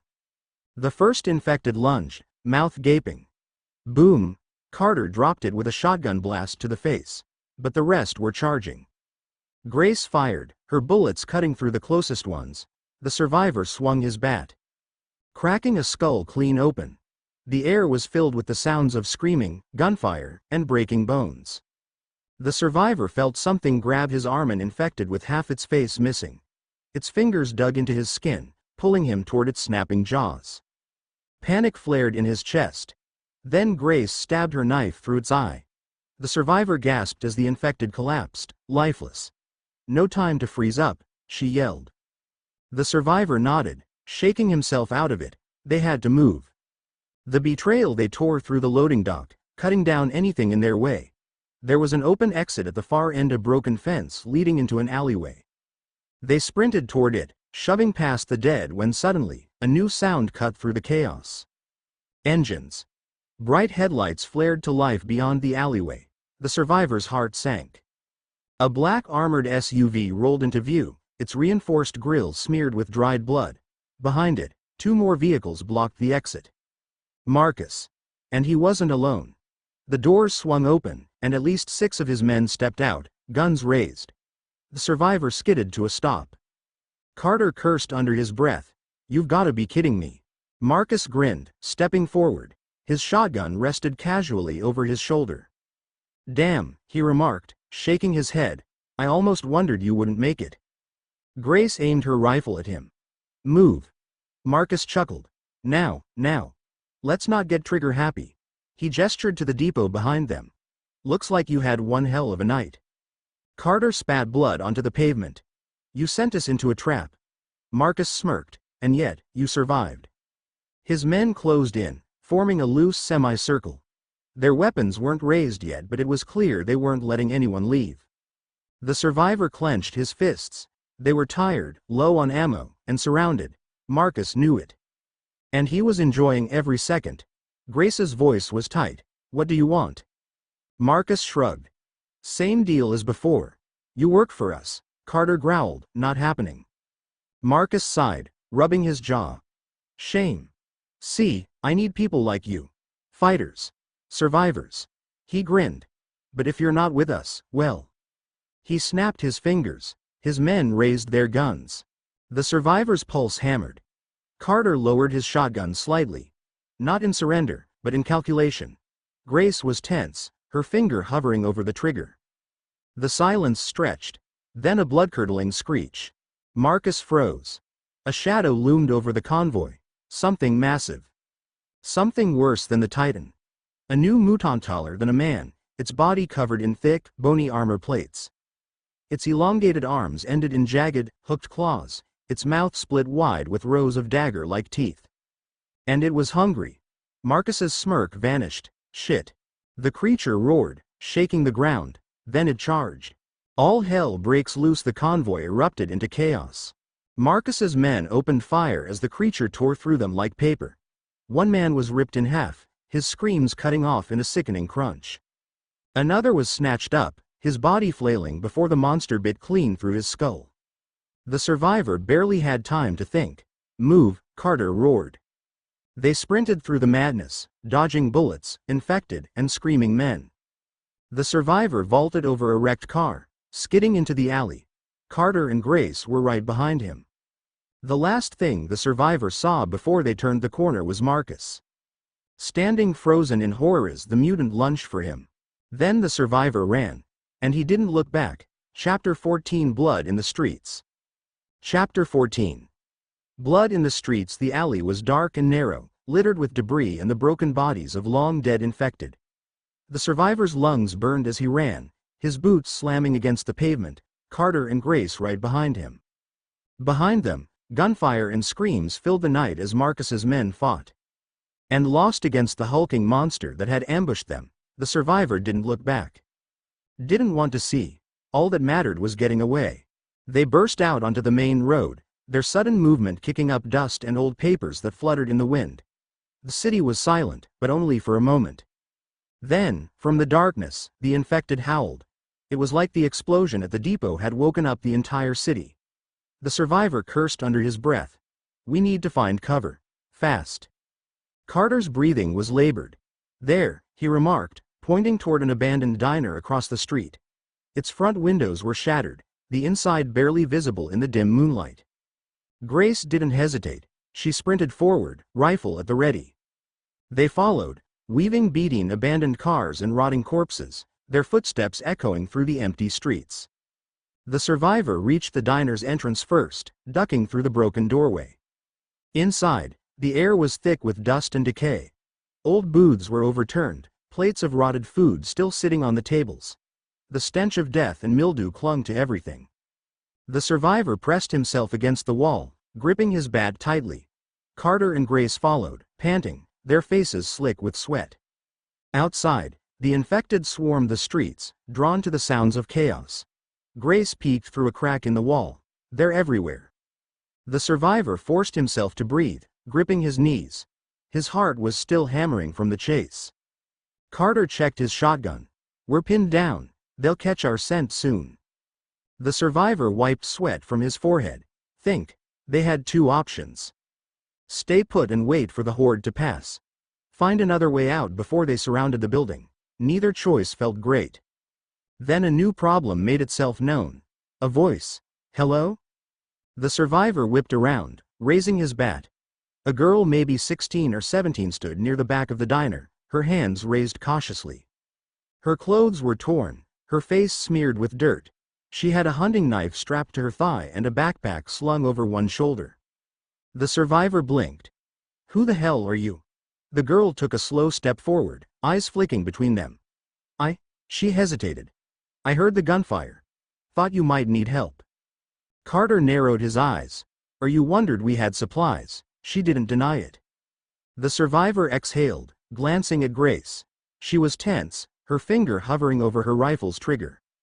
Name, Grace remarked flatly. The girl hesitated, then, Lena. The survivor studied her. She glanced tired, but not weak. There was something sharp about her, like she'd been surviving on her own for a while. Lena, Carter remarked. You alone? A pause, then a nod. Bullshit, Grace muttered. Lena's jaw tightened. I don't have time to convince you. If we stay here, we're dead. The survivor sighed, rubbing his temple. He already had too many problems. A new stranger wasn't helping. But she was right. Outside, the infected were gathering. The sound of shuffling feet and guttural growls filled the air. Then a loud thud. Something slammed into the diner's exterior wall. The survivor's breath caught. Then another thud. Then another. The infected had found them. Nowhere left to run. Shit, Carter hissed, they're coming. Lena backed toward the kitchen, motioning for them to follow. There's a way out, through the basement. Grace glared. You could be leading us into a trap. Lena rolled her eyes. Fine. Stay here and die. The survivor didn't hesitate. Let's go. They rushed through the kitchen, stepping over old, rotting food and shattered plates. At the back was a heavy metal door with an old chain looped through the handle. Lena pulled a key from her pocket and unlocked it. Carter raised an eyebrow. You knew this was here? She didn't answer. The survivor didn't care. The infected were already tearing through the front of the diner, their growls echoing off the walls. Lena pushed the door open, revealing a narrow staircase leading down into darkness. No other way, she remarked. They descended fast, closing the door behind them. The basement was cold and damp, the walls lined with old food storage. Shelves and rusted appliances. A single flickering lantern sat on a wooden crate, casting eerie shadows. The survivor's stomach twisted. Lena, what is this place? She exhaled. It was a hideout. A long time ago. Grace crossed her arms. For who? Lena hesitated. Then, quietly, my group. Silence. The survivor studied her. What happened to them? Lena's hands tightened into fists. They're dead. Carter muttered, figures. Lena ignored him. There's a tunnel through the back. It leads to the sewer system. We can get out from there. The survivor sighed. Great. Sewers. Grace was still watching Lena with suspicion. And you're just helping us? Out of the kindness of your heart? Lena's face hardened. I need to get out of this city too. I figure we have a better shot together than alone. The survivor exchanged glances with Carter and Grace. She wasn't wrong. Thena noise. A soft scraping sound. The survivor tensed. Carter raised his shotgun. Thena low growl. It came from the far side of the basement. In the dim light, something moved. A shape emerged from the shadows, slow, deliberate. At first, it glanced like a normal infected. But then it stepped into the lantern's glow. The survivor's stomach dropped. Its skin was peeled away in sections, revealing layers of wet muscle underneath. Its mouth was stitched shut, but dark, black tendrils curled from the gaps, writhing unnaturally. Its eyes milky white, but aware. Then it moved, fast. Straight toward them. The survivor barely had time to shout before it lunged, trapped underground. The creature slammed into Carter first, knocking him hard against the shelves. Grace fired bang. Bang. But the bullets barely slowed it down. Lena dove for cover, yanking a knife from her belt. The survivor swung his bat, aiming for the thing's head, but it dodged, its movements too fast, too calculated. Then it turned toward the survivor. It tilted its head, studying him. Then it whispered. Not war DS.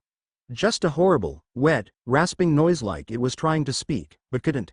The survivor's blood ran cold. This wasn't a normal infected, it was something else. Something worse. And now? They were trapped with it. Chapter 15 The Thing That Shouldn't Exist. Chapter 15 The Thing That Shouldn't Exist. The whispering infected stood motionless for a moment, its milky white eyes fixed on the survivor. The black tendrils in its mouth writhed like worms, curling and uncurling as if they had a mind of their own. Then it moved. Fast. The survivor barely had time to react before it lunged. He swung his bat, but the creature ducked with inhuman speed, its body twisting in ways that shouldn't have been possible. Carter fired point blank. The shotgun blast ripped through the thing's chest, splattering blackened blood across the basement floor. For a second, it staggered. Then it kept coming. The survivor's stomach dropped. It's not dying, Grace yelled, firing again. The bullets tore into its flesh, but the wounds closed almost instantly. Lena cursed under her breath. You can't kill it like that. The survivor barely had time to think. Then how do we kill it? Lena didn't answer. She was already moving, yanking open a rusted metal hatch at the back of the basement. This way, she yelled. Carter fired one more shot before turning and bolting after her. The creature let out another horrible, rasping whisper, then charged again. The survivor dove for the hatch, feeling the air whoosh past his neck as the creature swiped at him. He hit the damp metal ladder and scrambled down, heart hammering in his chest. Above, Grace tossed a flash grenade before dropping in behind him. Boom! The basement was flooded with blinding light, followed by an eerie, screeching hiss from the infected. Then Grace slammed the hatch shut. For a second, there was only silence, then thud. The creature slammed against the metal from above, rattling the ladder beneath them. The survivor didn't wait. He turned and followed the others into the darkness below, into the underworld. The tunnel beneath the basement was cold and damp, the air thick with the stench of rot and stagnant water. It wasn't just a storage cellar, it was part of the old sewer system, long abandoned. Their boots splashed through ankle-deep water as they moved. Carter exhaled sharply. The hell was that thing? Lena didn't answer immediately. When she did, her voice was tight. We called them whispers. The survivor frowned. Called them? Lena's grip tightened on her knife. Because M Group is dead, remember? Grace gave her a sharp look. You knew that was down here, and you didn't say anything? Lena turned, eyes flashing. I didn't know it was still alive.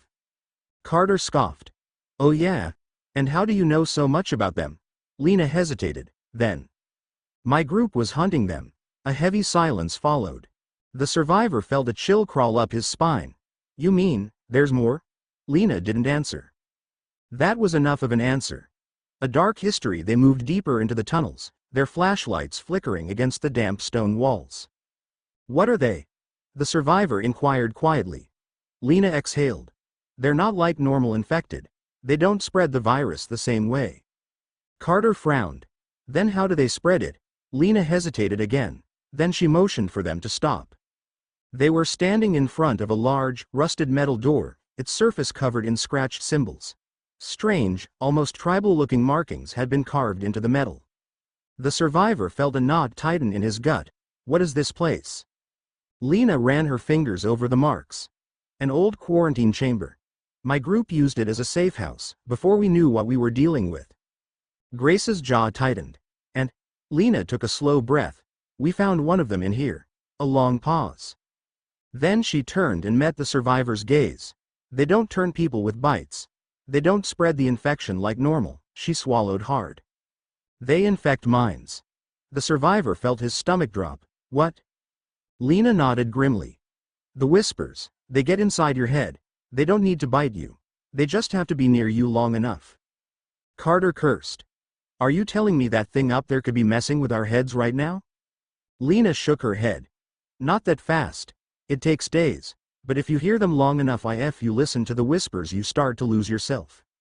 The survivor felt a cold sweat break out on his back. Then he remembered something. The way the thing had glanced at him before lunging. Like it was recognizing him. Like it was trying to talk. A chill ran down his spine. How do we stop them? Lena's expression darkened. You burn them. The survivor's gut twisted. That thing had healed its wounds instantly, but if fire was the only way to kill it, then they were in trouble. Carter let out a harsh breath. Great. And let me guess, we don't have a damn flamethrower lying around? Lena shook her head. No, but we might have something else.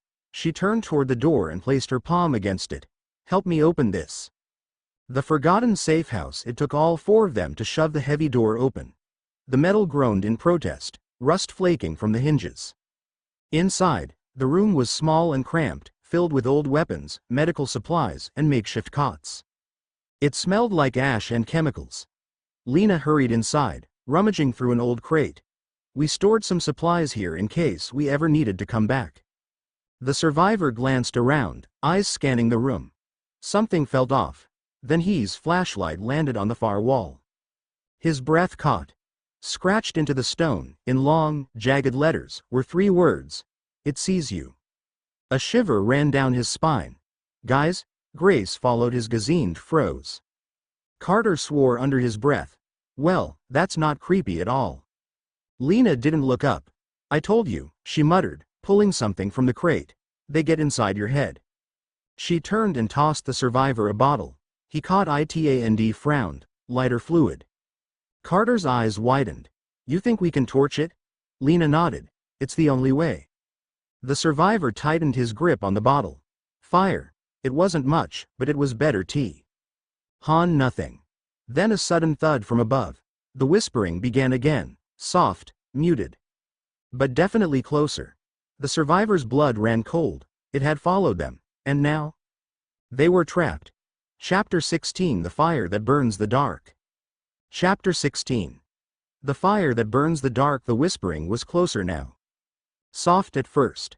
A raspy, wet noise, like something trying to form words but failing. Then it grew louder. The survivor froze, his grip tightening on the bottle of lighter fluid. The sound wasn't coming from one direction. It was all around them. Carter cursed under his breath, his shotgun already raised. Tell me I'm just losing my mind. Lena exhaled, her face pale. No, it's them. The survivor's heartbeat thundered in his ears. Them. Lena's eyes flicked to the door they had just forced open, the one they had stepped through. The whisper wasn't alone. A deep, unnatural groan echoed through the tunnels.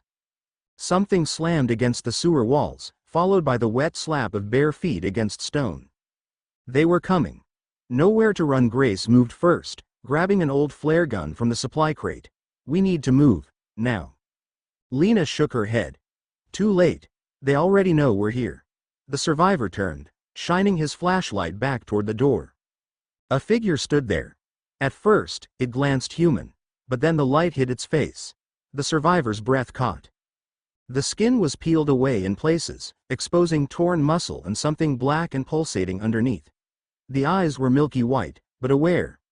The mouth was stitched shut with something that glanced like hair, but the skin around it moved like something was trying to speak through it. Then it tilted its head toward him, and whispered. The sound wasn't just noise, it was inside his skull. The survivor stumbled back, his hands flying to his ears, but it didn't help. The whispering dug deep, sending cold fingers into his wonders, twisting something at the back of his mind. He clenched his teeth. Fought it. Carter grabbed him, shaking him hard. The survivor, stay with me, man. The thing took another step forward, and behind it, more shapes appeared in the tunnel. 3, 5, 7. Grace fired the flare gun. Boom. The bright red streak of fire slammed into the first whisper's chest. For a moment, nothing happened. Then it screamed. A horrible, high-pitched, inhuman screech, its body convulsing as the flames spread over its skin. The fire didn't just burn, it ate through it. Like acid, blackening the flesh until it collapsed onto the tunnel floor. But the others? They didn't stop. Lena yanked open a rusted side door. Through here. The survivor and Carter bolted first, leaping over the burning corpse. Grace followed, reloading the flare gun as she ran. Lena was the last inside, slamming the door shut behind them. The whispers on the other side intensified, the sound pressing against the metal, crawling into their bones. The survivor exhaled sharply, his mind still reeling. What the hell was that? Lena's face was pale. I told you, they don't die normally. Carter exhaled. Then we need more fire, through the veins of the city. The new tunnel was tight and winding, barely large enough for them to walk without crouching. Water dripped from overhead pipes, and the air was thick with the smell of mold and rot. Lena led the way, moving fast. These tunnels connect to an old supply station. We might find more fuel there. The survivor wiped sweat from his forehead. And what if they're waiting for us? Lena didn't slow down. Then we burn them. The group pushed forward, the tunnel sloping downward until they emerged into a wide underground reservoir. The survivor's flashlight flickered over the massive, rusted pipes stretching across the walls. A broken maintenance walkway ran along the side, and beyond that, a storage area. Carter grinned. Bingo. They moved toward it fast, their footsteps echoing in the empty space. Thin sound. A deep, low growl. Not a whisper. Something else. The survivor froze. Guys? Lena stopped mid-step, her face suddenly tense. From the darkness beyond the storage area, something stirred. Not the whispers. Something bigger. Something worse. The thing in the dark. The first thing the survivor saw was the teat. Rows of them, gleaming in the dim light, stretched too wide for a human mouth. Then came the eyes, multiple, too many, blinking unnaturally across its massive, elongated skull. And the body? It was wrong. Parts of it glanced human, but others were stitched together, mismatched limbs fused by something that wasn't natural. Lena's breath caught. No, Carter stepped back. You know what that thing is? Lena's voice was barely a whisper. They call it the collector. The survivor's stomach twisted. Why? The collector moved, its massive limbs shifting as it dragged itself forward. Then the survivor saw it. The arms. There were too many of them, some stitched together, some still wearing pieces of tattered clothing. It wasn't just one creature. It was many, fused together, their bodies merged into something that shouldn't exist. And the worst part? Some of the faces were still moving. Mouths whispering. The survivor felt bile rise in his throat. Oh, hell no. The collector lifted its head, its many eyes focusing on them at once. Then, in a chorus of broken, rasping voices, it spoke. Come back. Carter raised his shotgun. Nope, he fired. The blast hit the collector's chest, but it barely reacted. The wounds closed instantly, the flesh shifting, absorbing the damage like it was nothing. The survivor took a step back. Lena, please tell me this thing burns. Lena swallowed hard. We need more fire. Grace didn't hesitate. She grabbed a gas canister from the storage crates, kicked it forward, and fired a flare straight at it. Boom. The explosion lit up the entire reservoir, the fire ripping across the wet stone. The collector shrieked, its many voices blending into one, its flesh blackening and peeling away. For the first time, it glanced afraid. Lena grabbed another gas canister. Keep burning it. The survivor grabbed his lighter, flicked it open, and hurled it into the fire. The flames roared higher, spreading across the collector's twisted body. It screamed again, then collapsed.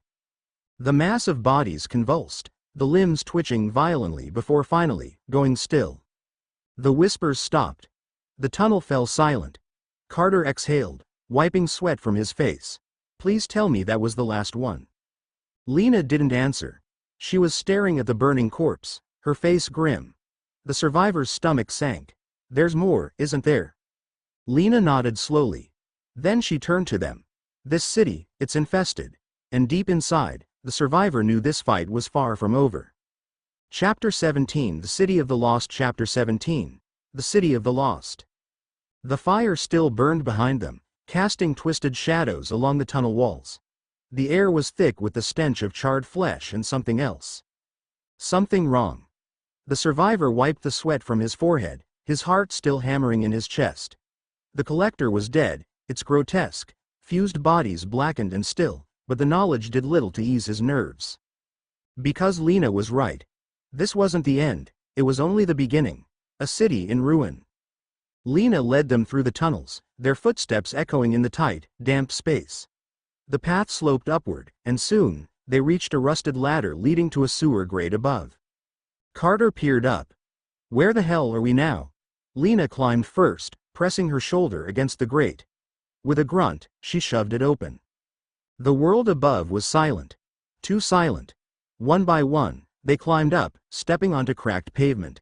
The buildings around them were hollowed out husks, their windows shattered, their walls blackened by old fires. The city was dead. Or at least, it should have been. The survivor's breath fogged in the cold air as he turned in a slow circle. They were standing in what used to be a downtown district, the remnants of civilization scattered around them. Cars sat abandoned, their doors hanging open. Bloodstains marked the cracked roads, long dried and faded. But there were no bodies. That was what bothered him the most. Grace pulled her coat tighter around her shoulders. Where is everyone? Lena's jaw tightened. Gone. Carter scoffed. No shit. But where? Lena shook her head. You don't get it. The people here, they didn't just die. They were taken. The survivor's stomach twisted. Taken by what? Lena exhaled. Then she pointed toward the skyline. At first, The survivor didn't understand. Then he saw it. A massive, gnarled structure loomed in the distance, twisting into the sky like something alive. It wasn't a building.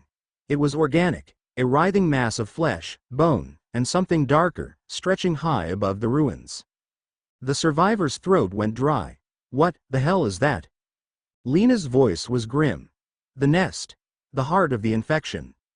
A strong gust of wind swept through the empty streets, carrying the scent of rot and decay. The closer the survivor glanced, the worse it got. The streets weren't just abandoned, they were transformed. Vines of black, pulsing flesh snaked through the cracks in the pavement, crawling up buildings, wrapping around old streetlights. The city itself was becoming something else. Something alive. The survivor swallowed hard. And you're telling me, people were taken there? Lena nodded. That's where the whispered go. That's where they're made. Carter shook his head. You've gotta be kidding me. You're saying that thing is, what? A factory? A breeding ground? Lena turned to face them, her expression unreadable. It's more than that. She hesitated. It's where they listen. A cold chill ran down the survivor's spine. Listen to what? Lena's lips pressed into a tight line. I don't know. But the way she remarked it told him she wasn't sure she wanted to find out.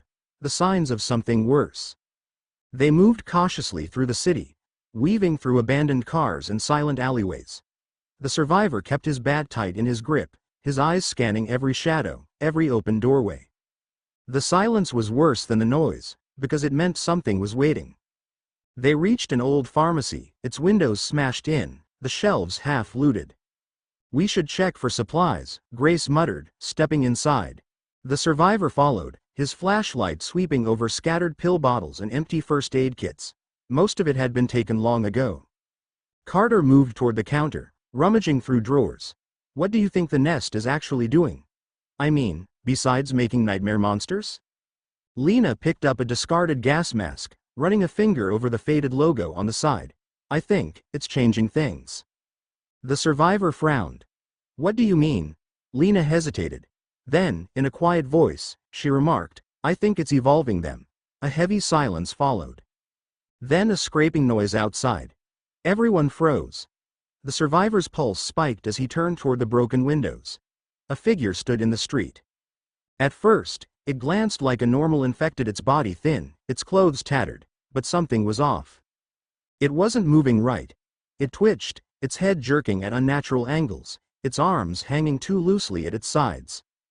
Then, slowly its head turned toward them, and it whispered.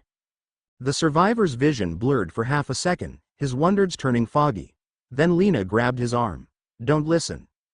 He snapped back to reality. Carter raised his shotgun. Screw this. He fired direct hit.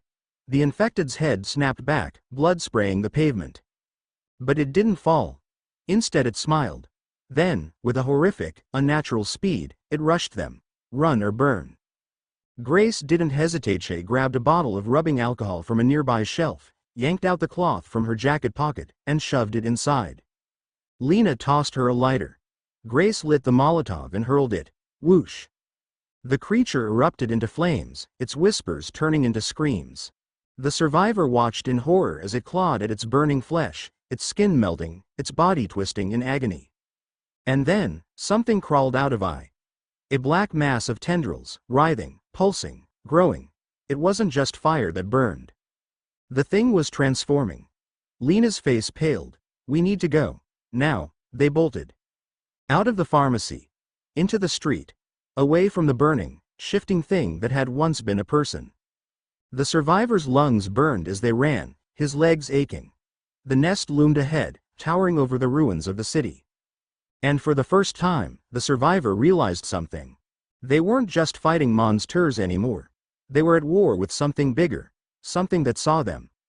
Something that was waiting, and no matter where they ran, the whispers would always follow. Chapter 18: The Threshold of Horror. Chapter 18. The Threshold of Horror. The city felt alive. Not in the way a place full of people should be. There was no laughter, no distant hum of traffic, no lights in apartment windows. Instead, there was a pulse. A slow, rhythmic thrum beneath their feet, like the city itself was breathing. And ahead of them, the nest loomed. The survivors' hands were still shaking as they darted through the streets. Behind them, the burning whispered creature continued to scream, but it was no longer just dying. It was changing. Grace shot a glance over her shoulder. It's still moving. The survivor didn't dare look. He could hear the wet squelching of something shifting, bones snapping, flesh morphing into something new. Lena skidded to a stop at an abandoned metro station entrance. In here, Carter cursed. Another damn tunnel? Lena was already moving. Unless you want to see what that thing is becoming, get inside. Descent into the unknown, they rushed down the crumbling concrete stairs, the smell of mildew and rusted metal thick in the air. The survivor's boots splashed through stagnant water, but he didn't slow down. The subway platform was dead silent. Most of the station had collapsed, leaving only a single train car resting on the rusted tracks. The windows were smeared with old blood, the doors partially open. Lena turned, breathing heavily. We can wait here, see if it follows. The survivor peered back up the stairwell. The distant screams had stopped. A deep, unnatural silence followed. Then, slowly a shadow moved. The survivor stiffened. The light from the street outside barely reached the stairs, but something was there, just out of sight. And then the whispering began again. But this time, it wasn't one voice, it was many. Trapped in the dark, inside the train, Lena whispered harshly. They scrambled into the old subway car. Carter shoved the doors shut, but the metal groaned loudly in protest. The survivor's breathing was ragged. He could barely see through the grime-covered windows. The station outside was still. Then a figure stepped into view. It wasn't the thing from before. This one was different. It stood at the bottom of the stairs, its head tilted unnaturally to the side, its milky white eyes staring directly at them. Then another appeared. And another. More whispered emerged from the shadows, their bodies twitching and contorting, their whispers growing louder. Carter tightened his grip on his shotgun. Yeah, I don't like this. Then the train lurched. The floor beneath them rattled, as if something was moving beneath the tracks. The survivor's heart nearly stopped. Tell me that's not what I think it is. Lena didn't answer. Because a massive, glistening tendril suddenly erupted through the floor. The nest's reach. The tendril was pulsing, its slick surface covered in dark, vein-like growths. It coiled around the seats, tightening like a predatory snake. Then it moved toward them. Carter fired instantly, the shotgun blast tearing into the flesh. The tendril shuddered but didn't stop. Instead it grew. More tendrils burst from the walls, wrapping around the interior of the train car, pulling the metal inward like a crushing fist. Grace grabbed the survivor's arm. We have to move. The windows shattered as the train groaned, being pulled downward into the tracks. Lena kicked open the emergency exit at the back of the car. Go now. The survivor leapt out first, landing hard on the grimy station floor. The others tumbled out behind him just as the train was ripped apart, the metal screeching like a dying animal. The tendrils dragged the wreckage down into the darkness below. Then, as if sensing their escape, they turned toward them. Escape through the ash. We need fire, Lena yelled. Grace pulled the last Molotov from her bag, but her hands were shaking. I don't have a lighter. The survivor's pulse spiked. The tendrils were closing in fast. Then he remembered. The flare gun. Without thinking, he grabbed it from Grace's belt, aimed, and fired. Boom. The flare hit the tendrils directly, igniting them in roaring flames. The station lit up with flickering red light as the fire spread, the creatures screaming in agony. The survivor didn't wait to watch them burn. They ran. They tore through the tunnels, lungs burning, feet pounding against the ground. Behind them, the fire raged, filling the air with thick, black smoke. Finally, they reached another exit ladder. Lena climbed first, kicking open the rusted hatch. And then they were out. The breath before the storm. They stumbled onto an open rooftop, the city stretching out beneath them. The nest was closer now, its monstrous form twisting and pulsing against the skyline. The survivor collapsed onto his knees, gasping for air. That was too close. Carter wiped the sweat from his brow. Yeah, no kidding. Grace was still clutching the empty flare gun, her hands trembling. That thing, it wasn't just trying to kill us, it was trying to take us. Lena nodded slowly. It's learning. The survivor glanced up at her, his stomach turning. Learning what? Lena's expression was unreadable. How to hunt. A heavy silence settled over the group. The nest loomed in the distance, a grotesque monument to everything they had lost. The survivor clenched his fists. They couldn't keep running forever. At some point, they'd have to fight. And if the Nay Street was learning, they needed to be smarter, faster, more ruthless. Because the next time the nest came for them, it wouldn't just whisper. It would devour. Chapter 19. Into the Heart of the Nest. Chapter 19. Into the heart of the nest pulsed in the distance, a grotesque tower of flesh, bone, and something unnatural, stretching into the sky like a twisted monument to the apocalypse. The survivor stared at it, his heart pounding in his chest. They had escaped. But for how long? Lena was the first to speak. We need to move before more whispered find us. Carter ran a hand down his face, still breathless. Move where? We're running out of places to hide. Grace tightened her grip on the empty flare gun. We can't just keep running. The survivor swallowed hard, feeling the weight of the words before he even spoke them.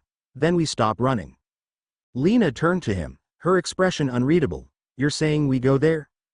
The survivor nodded toward the nest. It's the only way. Carter scoffed. You're insane. That thing is alive. Hell, we don't even know what it is. Lena exhaled slowly. I do. The group turned toward her. She hesitated before continuing. Before everything fell apart, before the outbreak got out of control, there were experiments. The survivor felt a chill creep up his spine. What kind of experiments? Lena glanced at him, her gaze haunted. On the infected. On people. The nest isn't just where they grow. It's where they're made.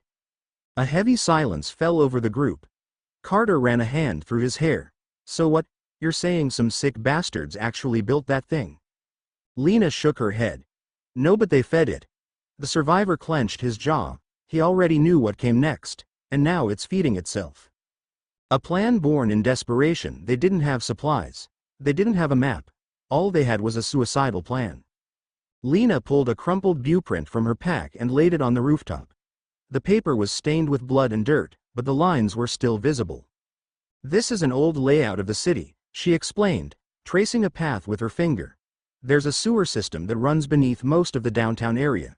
It leads directly under the nest. Carter squinted at the map. And what? We just walk in? Lena shook her head. Not exactly. There's an old military outpost a few blocks from here. If we can get inside, we might find something useful. The survivor exhaled. Weapons. Lena nodded. And intel. If there's anything that can tell us what we're really dealing with, it'll be there. Grace shifted uncomfortably. And if it's already crawling with whispered? Lena's expression was grim. Then we kill them. The survivor glanced at the others. They were exhausted, hungry, and running on fumes. But there was no other choice. We move at dawn, he remarked. The outpost. The streets were eerily silent as they moved toward the outpost. Every step felt like they were walking through a graveyard, the abandoned city watching them with unseen eyes. They found the outpost easily enough, a reinforced bunker built into the side of a collapsed skyscraper. The metal doors had been forced open, the inside dark and still. The survivor's gut told him something was wrong. Carter cocked his shotgun. You feel that? The survivor nodded. The air was thick, heavy, like something was waiting. They stepped inside. The hallways were lined with flickering emergency lights, casting everything in an eerie red glow. The walls were covered in dried blood, old bullet holes scarring the metal. Lena led the way, her knife drawn. Stay quiet. They moved deeper into the base, passing abandoned bunks and empty supply crates. Then they found the first body, or what was left of it. It had been torn apart, its chest cavity hollowed out, ribs cracked open like something had burrowed its way out. Grace covered her mouth. Oh my God. The survivor crouched beside it. The flesh was still fresh. They weren't killed long ago. Carter cursed under his breath. Then whatever did this? A wet sound echoed from the hallway ahead. Everyone froze. Then skittering. A low, inhuman chittering filled the air, growing closer. The survivor's breath hitched. Run. The swarm, the first creature, lunged from the shadows. It wasn't like the whispered. This thing was faster, its body spindly and wrong, its eyes like black voids. It screeched, its limbs jerking unnaturally as it charged. Carter fired boom. The creature jerked back, but it didn't fall. More crawled out of the vents, the walls, the ceiling. The survivor didn't wait. He grabbed Grace's arm and bolted. They ran through the base, the creatures skittering behind them, their inhuman whispers filling the air. Lena yelled, "Left! There's a weapons locker." They swerved, crashing into a reinforced door. Lena slammed a keycard against the scanner. The light blinked green. The door slid open. They rushed inside just as the creatures slammed against the metal, their clawed fingers scraping at the surface. The room was a stockpile. Guns, grenades, everything they needed. Carter was already moving, grabbing an assault rifle from the rack. "Now we're talking." The survivor grabbed a grenade belt, slinging it over his shoulder. "We need to blow this place before they get in." Lena found a detonator, her eyes cold. "I've got just the thing." She set the charges against the walls, her movements fast but precise. The creatures outside were pounding against the door, their screeches turning into a deafening chorus. "We have to go," Grace yelled. Lena pressed the trigger. Boom. The entire base shook as the explosives detonated, the walls collapsing in on the creatures. The group ran for their lives, diving through an emergency exit just as the bunker caved in. They hit the pavement outside, dust and debris filling the air. The base was gone. So were the creatures. For now. The road to hell. The survivor sat up, his lungs burning. They had ammo. They had explosives, and they had a way in. Lena stood, dusting herself off. She glanced at the nest in the distance, her face unreadable. "We've got everything we need," she remarked quietly, "but once we go in," she didn't finish. She didn't have to. The survivor glanced at the others. They all knew what she meant. The nest wasn't just another enemy. It was the endgame, and once they stepped inside, they might never come back. The survivor took a breath, his fists clenched. "Then let's finish this." Chapter 20 The Point of No Return. Chapter 20 The Point of No Return. The nest loomed ahead, its grotesque mass writhing like a living thing, pulsating with an eerie glow against the night sky. From this close, the survivor could hear it breathing a deep, guttural rhythm that sent shivers down his spine. There was no turning back now. They stood at the edge of the ruined city, weapons loaded, gear strapped tight. The last battle was about to begin. Lena crouched beside a broken-down truck, spreading out a torn military map. "We go in through the sewers.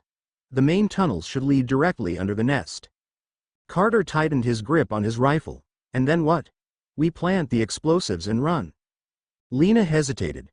"We still don't know what's inside. We might need to go deeper." The survivor exchanged a glance with Grace. She glanced pale but determined, her hands gripping the shotgun tight. "So, we go in, plant the charges, and make sure this thing doesn't get back up." Carter scoffed. "Yeah. Easy." The descent. The entrance to the sewers was a rusted grate, barely hanging on by corroded bolts. It took all of Carter's strength to wrench it open, the metal shrieking in protest. A foul stench rolled up from the darkness below. "God, that's disgusting," Grace muttered, pulling her scarf over her nose. Lena dropped down first, landing with a splash in ankle-deep, stagnant water. One by one, the others followed. The tunnel stretched ahead, the air thick with rot and decay, old. Maintenance lights flickered overhead, casting long, shifting shadows. They moved in silence. The nest's influence was everywhere. The walls pulsed with sickly veins, dark mold creeping across the surfaces. The deeper they went, the worse it got. Then, the whispers started. Soft at first.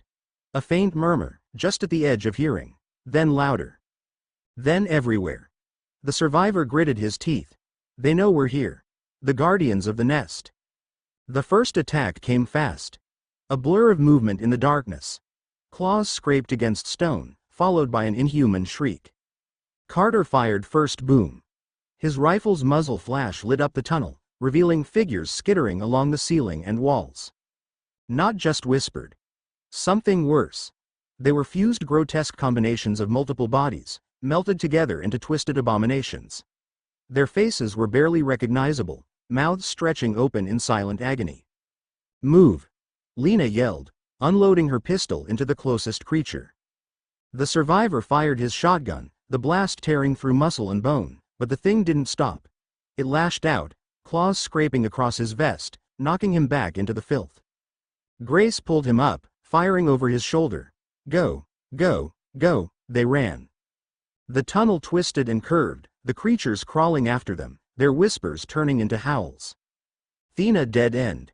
Shit, Carter cursed, turning to fire, we're trapped. The survivor's eyes darted around. Tharia maintenance ladder leading up, the hatch go. Lena was up first, kicking open the rusted metal door. The survivor boosted Grace up next, then Carter. The creatures were seconds away, their fingers clawing at the walls. The survivor climbed last. Just as he pulled himself through, a hand grabbed his ankle. Cold. Slimy. Unrelenting. The survivor gritted his teeth, twisting his body and slamming the butt of his shotgun into the thing's face. It screeched, its grip loosening just enough for him to wrench free. Lena pulled him up, and the hatch slammed shut. They collapsed onto the floor, gasping for air. They were inside the nest. The heart of the nightmare. The walls moved. Not metaphorically, literally. They pulsed, shifting like a living organism, beating with an unnatural rhythm. The floor beneath them was no longer concrete but flesh, veins spreading outward in a grotesque pattern. Grace swallowed. This is alive. Lena didn't respond. She was already setting up the charges, planting the C4 along the walls. The survivor helped her, keeping his gun close. We do this fast. Carter knelt beside an open corridor, peering into the darkness. I don't like this. Thina voice. Not a whisper. A real voice. Help me. The survivor's blood ran cold. They turned toward the source. A figure stood at the end of the hall. A man. Or what used to be one. His body was half fused into the wall, his chest rising and falling with shallow, labored breaths. His eyes were bloodshot, his skin stretched thin over his bones. Grace gasped. Oh my God. The man's lips trembled. Please, help me. The survivor took a step forward. Who are you? The man struggled, his fingers twitching. They were trying to control it, but they couldn't. Lena knelt beside him, eyes sharp. Who was controlling it? The man coughed, black bile spilling from his mouth. His breathing turned ragged. The nest, it's not just alive, it's thinking. Carter tensed. What the hell does that mean? The man's body convulsed, his eyes rolling back. It's waiting. A horrible, wet tearing sound filled the air. The man screamed. Then he was pulled into the wall. Flesh and bone merged with the nest, his voice turning into a whisper before fading into nothing. The walls shuddered. The nest had felt them, and now, it was awake, the final stand. The tunnels rumbled. Something was coming. Lena activated the detonator, the charges armed. We have to go now. The survivor grabbed Grace's hand, yanking her toward the exit. Carter covered their rear, firing wildly as the walls themselves began to tear apart, birthing horrors from the flesh. The creatures poured from the openings, screaming, howling, crawling. The survivor fired blindly, pushing forward as fast as he could. The exit hatch was just ahead. Then the floor collapsed. The survivor fell, the world spinning into darkness. He hit the ground hard, the wind knocked from his lungs. Above him, the others yelled his name, their voices fading. Then something moved in the shadows. The survivor turned, his pulse pounding. And there, standing at the edge of the darkness, it watched him. Not a whispered, not a mindless monster, but something aware. Something waiting. The nest wasn't just alive, it was watching them. And the survivor was alone. Chapter 21 The Mind of the Nest. Chapter 21. The Mind of the Nest. Darkness swallowed the survivor whole. The fall had knocked the air from his lungs, but he barely had time to process the pain. The nest was watching. He could feel an oppressive, unseen force pressing against his mind, a presence lurking in the black void ahead. Above him, the others' voices were faint, distorted, as if the very air around him was warping. The survivor. Answer me. Lena's voice, desperate. He tried to move, but the ground was shifting beneath him, soft, damp, alive. The floor of the nest pulsed beneath his hands like the inside of a living body, warm and slick with something thick and organic. The survivor pushed himself to his feet, his gun tight in his grip. Then, he heard it. A whisper, but not from the nest. The survivor. He froze. The voice was familiar. Too familiar. A shape emerged from the shadows ahead. At first, it was nothing but a silhouette, then the dim, sickly light of the nest illuminated its face. The survivor's heart stopped. It was Ethan, his little brother. The same little brother he had watched die when the outbreak first started. The survivor took a step back, his breath coming in short gasps. This wasn't real. Ethan's lips curled into a sad smile. His eyes were dull, lifeless. Why did you leave me? The survivor clenched his jaw. You're not real. Ethan took a step closer. You could have saved me. The whispers around him grew louder. More figures stepped from the shadows. The survivor's mother. His father. Friends from the early days of the outbreak. All of them dead. All of them staring at him. The nest wasn't just alive, it was inside his head. The survivor raised his shotgun, his hands shaking. Stay back, but they didn't. They rushed him. The battle within the survivor fired his shotgun, blasting apart the illusions, but they kept coming, their bodies twisting, warping into grotesque, melting forms. His mother's face split in half, her body twisting into something with too many arms. His father's eyes turned black, his jaw unhinging with a wet crack. The survivor ran. The nest was inside his head, pulling memories, twisting them, using his own guilt against him. But none of it was real. He had to find a way out. He sprinted down a corridor of living flesh, his boots sinking with every step. The whispers grew louder, morphing into something worse, laughter. The nest was mocking him. The survivor gritted his teeth. I'm not playing your game.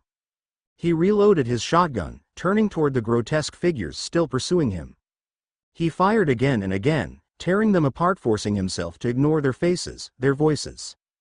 Then, up ahead, a faint light. An exit, or a trap. He didn't care. He ran for it. The moment he reached the threshold, the nest screamed.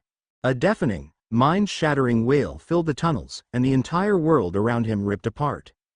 The awakening, the survivor gasped awake, his body convulsing as he found himself lying on cold concrete. He was back outside the nest's core, in a ruined hallway.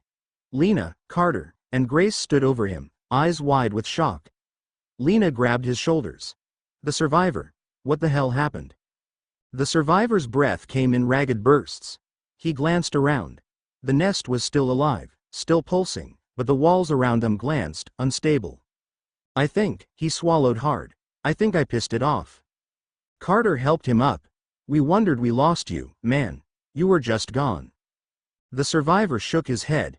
He didn't have time to explain. The nest had let him go. But why? Then he realized it wasn't because he had escaped. It was because it wanted him to leave. It had something bigger planned. The survivor turned to the others, his voice urgent. We have to blow this place, now. Lena didn't argue. She finished setting the last charges, her hands moving with expert precision. The walls shuddered, as if the nest was listening. A deep, guttural growl echoed from within the tunnels. It was angry now. And it wasn't going to let them go without a fight. The final charge. As soon as Lena set the final charge, the nest reacted violently. Tunnels collapsed. Walls twisted. The ground split apart. And from the heart of the nest, something massive began to rise. A towering abomination, its body composed of twisted human forms, all screaming in unison. A monstrosity of flesh and agony, its eyes hollow pits of darkness. The final guardian of the nest. Grace screamed, unloading her shotgun into the thing's chest, but it didn't slow down.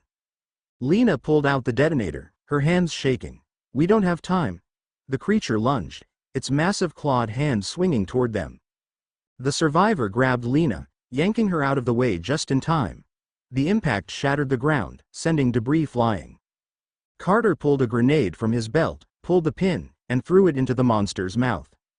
Boom! The explosion tore through its face, but it kept coming. The survivor raised his shotgun. Aim for the legs. The group fired, blasting its limbs, forcing it to stagger back, but the nest wasn't done yet. The walls themselves began to collapse inward, pulling everything toward the creature, pulling them into the herd of the nest. They were running out of time. Lena clutched the detonator. We have to go now. The creature let out a final, ear-splitting Wyland charge.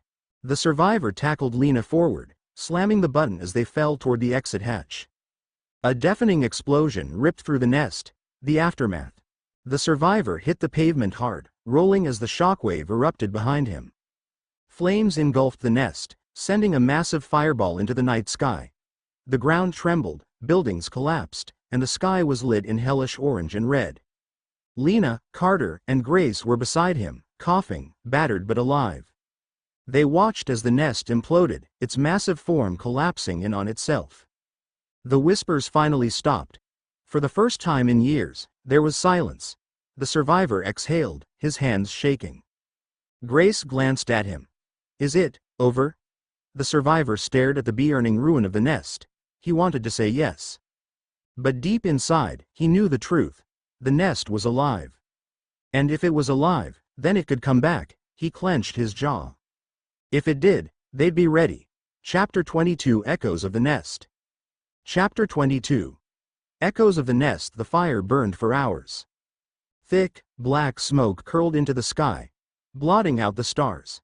The nest had collapsed in on itself, the explosion tearing through its grotesque form, leaving behind a charred, twisted ruin. The ground still trembled, as if the world itself was exhaling, relieved to be free from the horror that had taken root beneath it. The survivor stood at the edge of the destruction, his shotgun hanging loosely in his grip. His body ached, his mind screamed for rest, but he couldn't look away. It felt too easy. Too final. Grace stepped up beside him, wrapping her arms around herself as she stared at the smoldering wreckage. It's really gone. The survivor wasn't so sure. Lena approached, bruised and exhausted but determined. She wiped the soot from her face, her eyes scanning the ruins. We did it. She almost sounded like she believed it. Carter let out a tired laugh. Hell of a job, team. He nudged the survivor with his elbow. And here I wondered we weren't gonna make it. The survivor forced a smirk. We almost didn't, but he could still feel it. Something was wrong. He turned back to the wreckage. The nest was dead, but deep in his gut, a feeling twisted inside him. Like an unfinished sentence. The city of the dead. They walked for miles. Their safe house had been destroyed, along with most of the nearby structures. The city was a graveyard, abandoned vehicles rusting on cracked roads, bodies long since turned to dust and bones. The air smelled cleaner without the nest's corruption, but the silence felt unnatural. The survivor kept his shotgun close. Just because the nest was gone didn't mean the whispered were.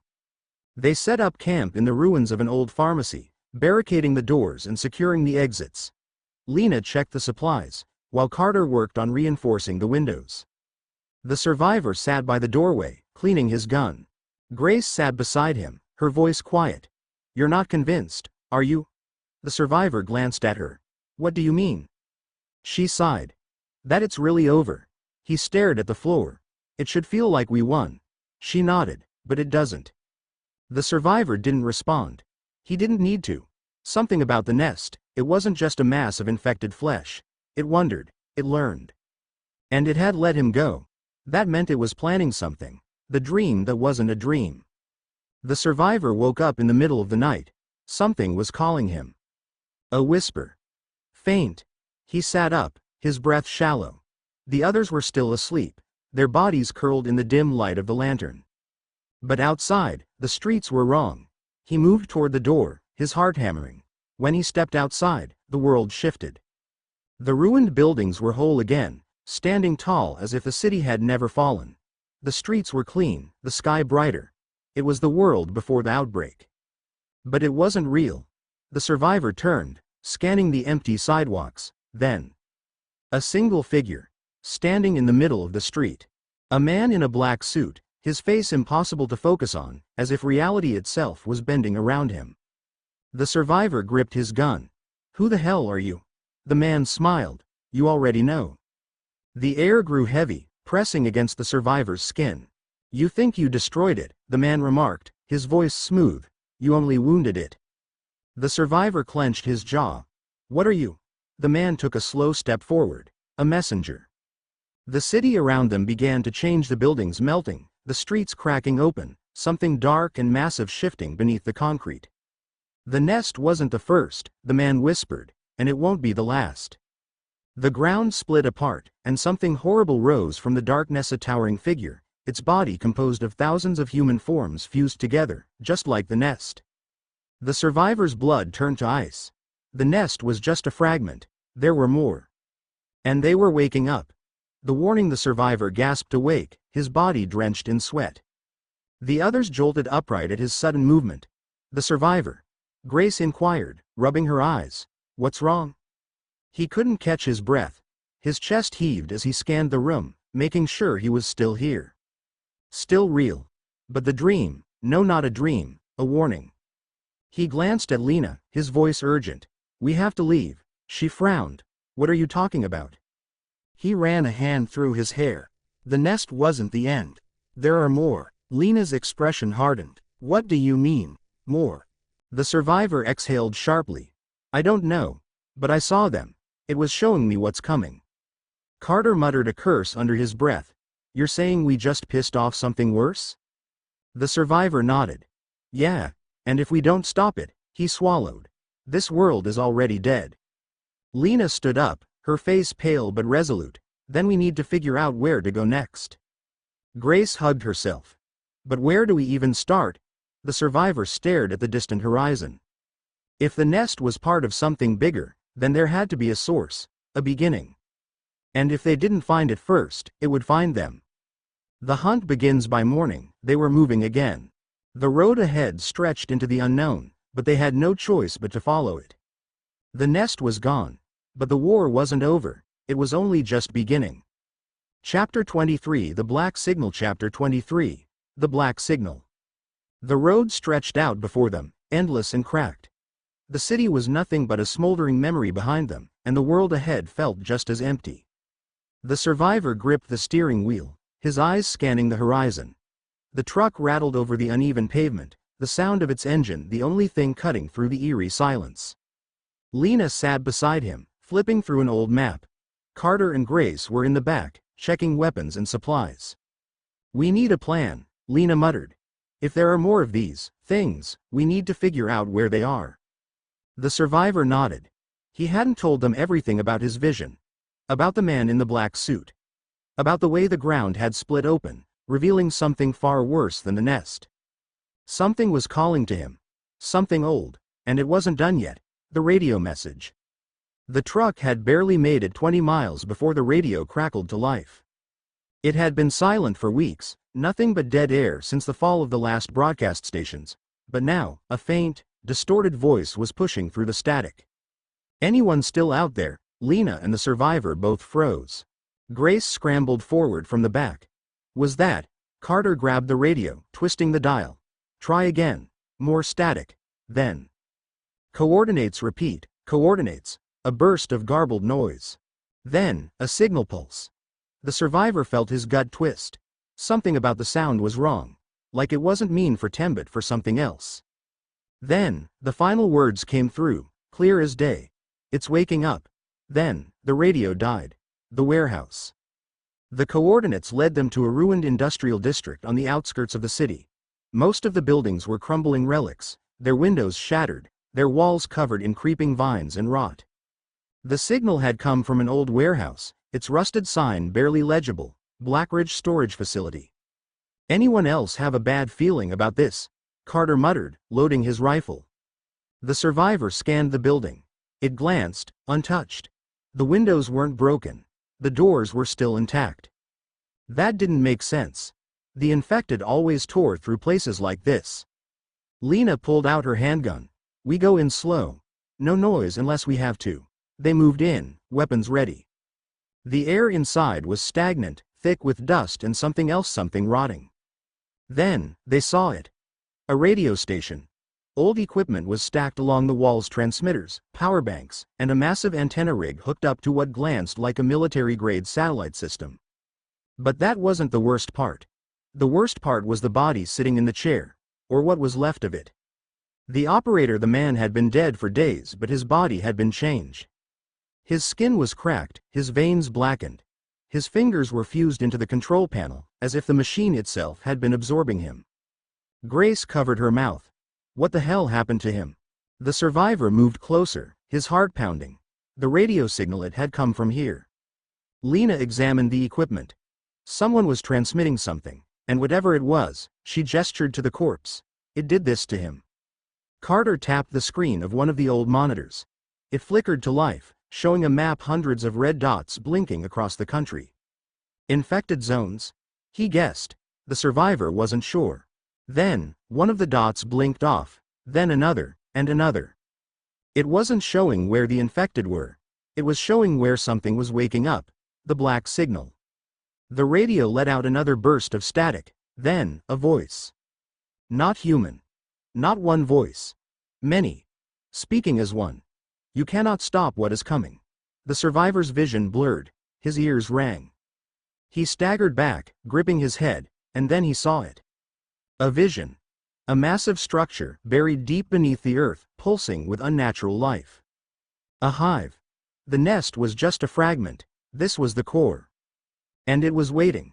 The survivor gasped, snapping back to reality. His body was shaking. Lena gripped his arm. The survivor. What is it? What did you see? He forced himself to speak. The nest wasn't the end, he whispered. Carter glanced at the map, at the dots blinking out one by one. Then what the hell is this? The survivor swallowed hard. It's a countdown, and when the last dot vanished, the real horror would begin. The road ahead, they left the warehouse, burning it behind them. Whatever signal had been coming from that place, they weren't going to let it spread.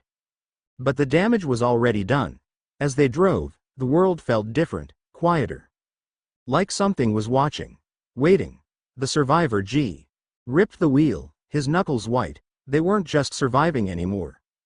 They were hunting something that wanted to be found, and that terrified him more than anything. Chapter 24, The Awakening Below. Chapter 24, The Awakening Below. The warehouse was still burning behind them, smoke curling into the overcast sky as they sped down the highway. The black signal was gone at least, from that location, but the damage had already been done. The survivor could feel it in his bones. Something had changed. Lena sat beside him, staring at the old map, tracing her fingers over the faded ink. We need a new plan, she muttered. We have coordinates, but we don't know where they lead. If this thing is really waking up, we have to figure out where and how to stop it before it's too late. How do you stop something that isn't alive? Carter inquired from the back, reloading his rifle. We torched the nest, and it barely mattered. What's next? Nukes. Grace shook her head. We don't even know what we're dealing with. If that thing at the warehouse was part of the infection, then it's evolving. The survivor gritted his teeth, watching the road ahead. We don't have a choice. We follow the map, find whatever's left, and end it. But deep down, he knew, it wasn't going to be that easy. The ghost town. By nightfall, they reached the next set of coordinates. The map led them to a ghost town, long abandoned before the outbreak. Rows of decaying houses sat in eerie silence, their windows shattered. Doors hanging off their hinges. The streets were cracked and overgrown, nature slowly reclaiming what humanity had left behind. No signs of infected. No signs of anything. That was what scared them the most. Carter tapped his rifle. I don't like this, it's too quiet. The survivor agreed. The city should have had some sign of life, infected, animals, survivors. But this place was dead. As if something had wiped it clean. They parked the truck near an old diner, its neon sign flickering weakly. Inside, dust covered everything. Half-eaten meals had long since rotted away, and chairs lay overturned like someone had left in a hurry. Lena brushed dust off a newspaper, her eyes narrowing. The headline read, Mass evacuation. Strange signals reported underground. The survivor's stomach twisted. Underground. Grace ran her hands over the counter, wiping away layers of grime. If this place was evacuated before the outbreak, what the hell were they running from? Carter pointed out the window. Better question, what's stopping the infected from coming here? No one had an answer. The hatch. They searched the town for hours, looking for anything that could explain the signal, the black dots on the map, the warnings. Then they found the hatch. It was buried behind a collapsed gas station, rusted and covered in debris, but it was through a thick metal door set into the earth, surrounded by faded government signs. Restricted area, authorized personnel only, warning, biohazard containment zone. The survivor exchanged a look with Lena. This is it. Carter rolled his shoulders. Well, shit. Guess we're going down. No one liked the idea, but they had to know. The survivor grabbed the hatch's wheel and twisted. It opened too easily, as if someone had left it unlocked on purpose. The descent, the air inside was cold. Not just temperature cold, something deeper. A bone-deep, unnatural chill that made every hair on their bodies stand up. The tunnel led downward, metal walls slick with condensation. Old emergency lights flickered weakly, casting long, shifting shadows. The deeper they went, the stronger the feeling became, like they were being watched. Then came the scratches. Faint at first, just at the edge of hearing, then louder. Something moving. Grace whispered, "Please tell me that's just water dripping." It wasn't. The tunnel opened into a vast underground chamber, a government bunker, half collapsed, wires dangling from the ceiling. Computer screens still glowed dimly, showing unreadable data. But the real horror was in the center of the room. A massive black pillar, pulsing like a heartbeat, cables and wires growing out of it like veins. And surrounding it dozens of bodies, or what was left of them. Twisted, fused together, their faces frozen in silent agony, their flesh melted into the metal floor. And yet they were still moving. A wet, sickening sound filled the air as one of the bodies twitched, its lips peeling apart. It wasn't alive, it wasn't dead, it was becoming something else. Then the whisper came, not from any single direction, from everywhere. "You are too late." The hive's voice, the room shook, and the black pillar pulsed faster. Lena grabbed the survivor's arm. "We need to leave. Now." But the survivor was frozen, staring at the mass of bodies. They were connected not just physically, but mentally. The hive wasn't just controlling them. It was using them to think, to learn, to speak. Carter fired a shot into the pillar. The whole room screamed. The bodies convulsed, their mouths stretching too wide, their voices overlapping in a horrible, unnatural chorus. Then, the entire bunker started to collapse. The escape they ran. The walls shook. Metal screeched.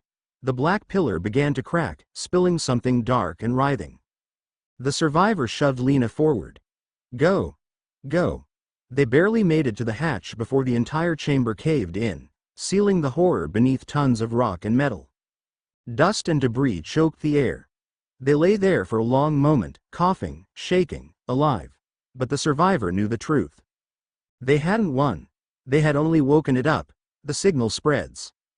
Hours later, they were back in the truck, speeding away from the ruined town. No one spoke. Then the radio crackled. Not just the R radio.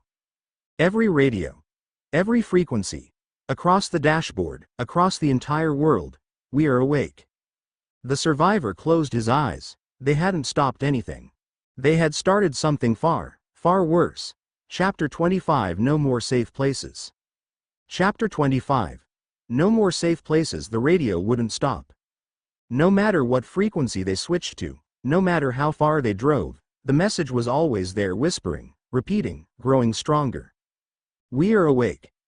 Grace sat in the backseat, arms wrapped around herself, rocking slightly. "It's everywhere. Every damn station." Lena was gripping the dashboard, knuckles white. "This isn't just a message, it's a warning." The survivor kept his eyes on the road, the truck's engine humming beneath them. He could feel it now. Something had shifted in the world. The hive wasn't hiding anymore, it was calling out. And something was answering. The vanishing cities. The sun was setting by the time they reached the outskirts of another town. One they had marked as a possible supply stop, except there was no town. The buildings were gone. Not destroyed, not burned, not collapsed, just gone. The roads led to nowhere, ending in empty fields where houses should have been. Street signs stood in place, marking intersections that no longer existed. "What the hell?" Carter muttered, stepping out of the truck. He turned in circles, staring at the nothingness. This was supposed to be a full town. 1,000 people. Shops. Cars. Where the hell is everything? Grace was breathing fast, panic rising in her voice. "No, no, no, no, this isn't possible." Lena checked the map again, shaking her head. It was here. She glanced up. Yesterday, this place existed. The survivor's chest tightened. This was new. The hive had never done this before, or maybe it was always doing this, and they had only just started noticing. The fractured man, they weren't alone. As they searched the empty space where the town should have been, Lena spotted a man walking alone on what used to be Main Street. A survivor? Maybe. But as he got closer, they saw the truth. His body was glitching. Flickering, like a bad signal. Parts of him weren't there, vanishing and reappearing as he moved. His face never fully formed, shifting between different features, like he couldn't decide who he was supposed to be. But his eyes, those never change. They were black, hollow. And when he opened his mouth to speak, the voice wasn't his. It wasn't human at all. This world is unraveling. Then he turned inside out, right in front of them. No blood. No bones. Just gone. Like he had never existed. Grace fell to her knees, gasping. We need to go. We need to go right now. No one argued. They ran back to the truck, throwing themselves inside, slamming the doors. The survivor floored the gas. The town or the memory of it vanished behind them. The sky is watching that night. They found shelter in an old ranger station, deep in the woods. It was the kind of place people used to go to escape the world. Now, there was no escaping. Carter sat by the window, rifle in his lap, watching the dark. So we're all in agreement this is worse than zombies, right? The survivor didn't answer. He was staring at the sky. Because something was wrong with it. The stars were moving. Not like satellites. Not like planes. They were shifting, like something was moving behind them, pushing them out of place. Like the sky itself was fake. Lena followed his gaze, eyes widening. No, that's not possible. Grace barely spoke above a whisper. Then why is it happening? The survivor didn't know. But the hive did, and it was showing them on purpose. The signal changes at exactly midnight. The radio cut out. No static, no voices. Just silence. That was worse. Much worse. Then, all at once, the ranger station phone rang. A landline. Disconnected for years, ringing. Carter raised his rifle. Don't answer that. The survivor picked up the receiver. Before anyone could stop him, he lifted it to his ear. No breathing. No static. Just a voice. His own, whispering. You're already too late. Then a sharp, piercing scream exploded from the phone. The station shook. The lights burst, and something knocked on the door. The thing outside, they aimed their weapons at the door, breath held. The knock came again. Slow. Deliberate. Knuckles against wood. Knock. Knock. Knock. Then a voice. Carter's voice. From outside. Guys, let me in. It's cold out here. Carter's hands tightened on his gun. That's not me. Another knock. More desperate. Guys, come on. Open the door. It's not safe out here. Lena shook her head, whispering, it's copying us. The survivor stepped forward, lowering his voice. What do you want? Silence. Then the door handle started turning. The road to nowhere. They didn't wait. They ran. Out the back door, into the truck, tires kicking up dirt as they sped away from whatever wasn't Carter. Grace sobbed into her hands. We can't win this. We can't fight this. It's not just the infected anymore. This thing is changing reality. Lena exhaled shakily. There has to be something, some way to stop it. Carter gritted his teeth. I don't think we stop it. I think we find a way to survive it. The survivor stared ahead at the empty road. He wasn't sure that was possible anymore, because the world they knew was already gone, and something else was taking its place. Chapter 26, The Hollow Earth. Chapter 26, The Hollow Earth. The truck's tires tore across the cracked pavement, dust spiraling in the red glow of dawn. No one spoke. There was nothing left to say. The world was falling apart. Cities vanishing. The infected evolving. The hive wasn't just spreading anymore, it was rewriting reality itself. And worst of all, the survivor had the feeling that they were being led somewhere, not by accident, but by design. The dead highway. 3 hours passed in uneasy silence. Then they hit the traffic jam. Hundreds of cars. All abandoned. Some rusted over, others looking like they had only been left yesterday. Doors hanging open. No bodies. Just emptiness. Carter leaned out the window. They all stopped here. Grace swallowed hard. Then where did the people go? No one had an answer. Lena gripped her pistol. We go slow. The truck crawled forward between the dead cars. Windows were shattered. Some vehicles had supplies still sitting in the backseat, bags packed, half-eaten meals, baby seats. They had all been fleeing something. Then the survivor saw the first signs of struggle. Scratch marks on the pavement. Deep gouges in the asphalt, as if something had been dragging people away. Carter cursed under his breath. Something took them. But what? Then, up ahead. A massive hole. Right in the center of the highway, 50 feet wide, dark, bottomless. The road had simply collapsed into the earth. The survivor slammed the brakes. Lena whispered, "What the hell is that?" Grace shook her head. "I don't think we want to find out." But the survivor had a sinking feeling they already knew. The hive wasn't just above ground, it was below them too. The descent they shouldn't have gone down. Every instinct told them to turn back, but the hole was calling to them. The survivor could hear it, feel it in his bones, so they geared up. Ropes, flashlights, rifles, and one by one, they descended. The air grew thicker as they went deeper, like they were pushing through something that didn't want them there. After what felt like an eternity, their boots hit solid ground, and then they saw it. A buried city. The city below. They weren't in a cave. They were standing in the middle of a massive underground metropolis, stretching for miles beneath the earth. Skyscrapers half buried in rock. Streets frozen in time, covered in dust. As if the entire city had been swallowed whole. Carter whistled. This place is ancient. Lena brushed dust off a rusted sign. Her voice was tight. No, it's not.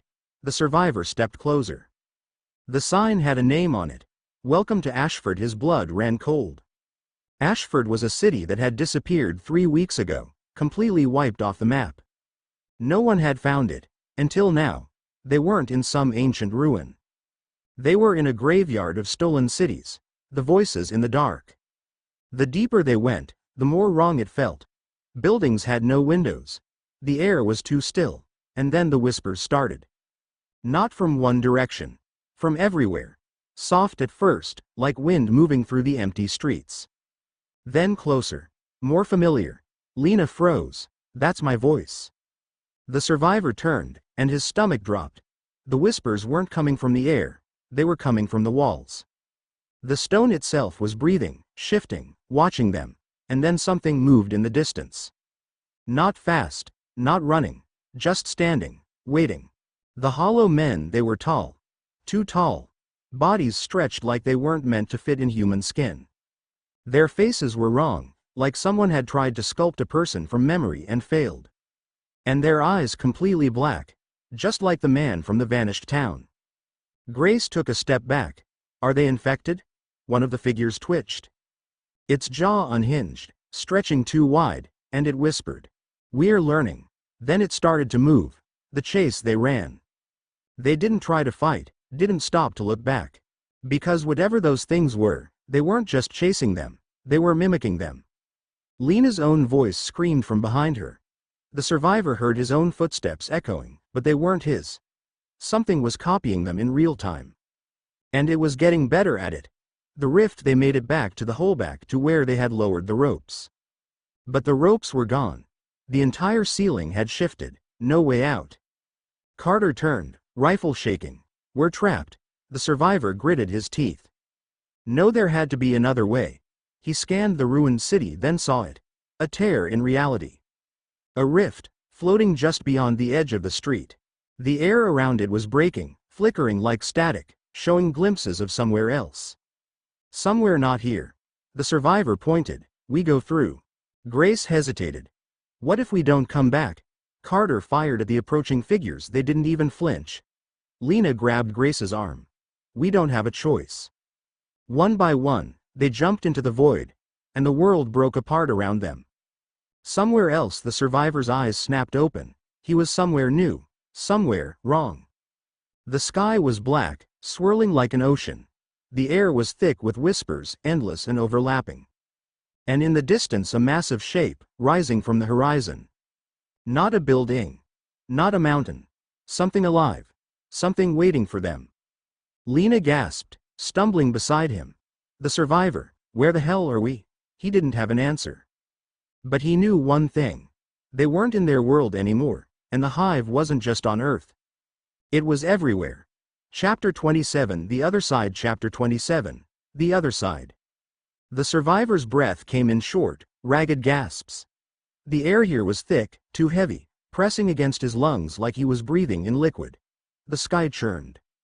Above him a vast, swirling ocean of black and gray, as if the heavens had drowned. The others were sprawled across the strange, cracked ground beside him. Lena groaned, rolling onto her side, clutching her head. Carter coughed, struggling to sit up. Grace was still unconscious. But none of that was what made the survivor's skin crawl. It was the landscape around them. This place, it was Earth, but wrong, a twisted reflection. The world stretched out before them like a nightmare version of home. Buildings floated in the distance, defying gravity, turning slowly as if suspended in water.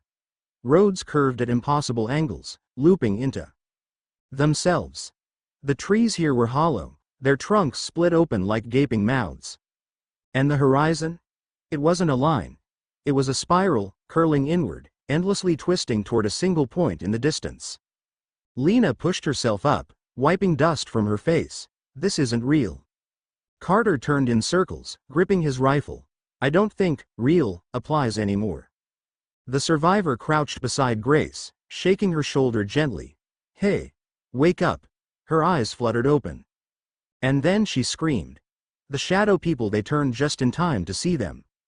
Figures. Thin. Stretched.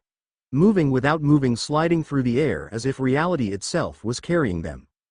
No faces. No features. Just shadows, humanoid imprints that flickered in and out of existence, and they were getting closer. Grace scrambled back. Oh my God. Oh my God. Carter raised his rifle. No sudden moves. The survivor knew it wouldn't matter. These things didn't obey normal rules. One of the shadows tilted its head, and suddenly they all spoke at once. 100 voices, overlapping, whispering in a language that wasn't meant to be heard. Then, all at once the words became English. You should not be here. The spiral path. Lena tightened her grip on her pistol. We didn't exactly have a choice. The shadows didn't move. Didn't breathe. Just existed, shifting and flickering like broken images on an old screen. Then, one of them raised a hand. And pointed. The survivor followed the motion, his gaze landing on the spiral in the distance, the point where the horizon seemed to twist inward. A city stood at its center. A massive city, taller than anything on Earth. Towers of bone and metal, streets that pulsed as if they were alive. And at its heart, something was waiting.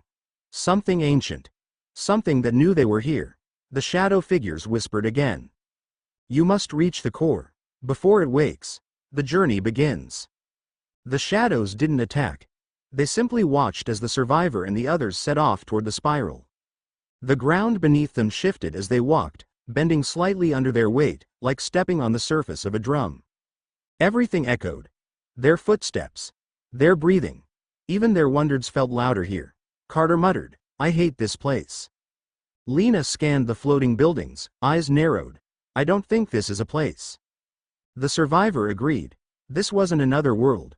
This was something else. Something that had been waiting a very long time.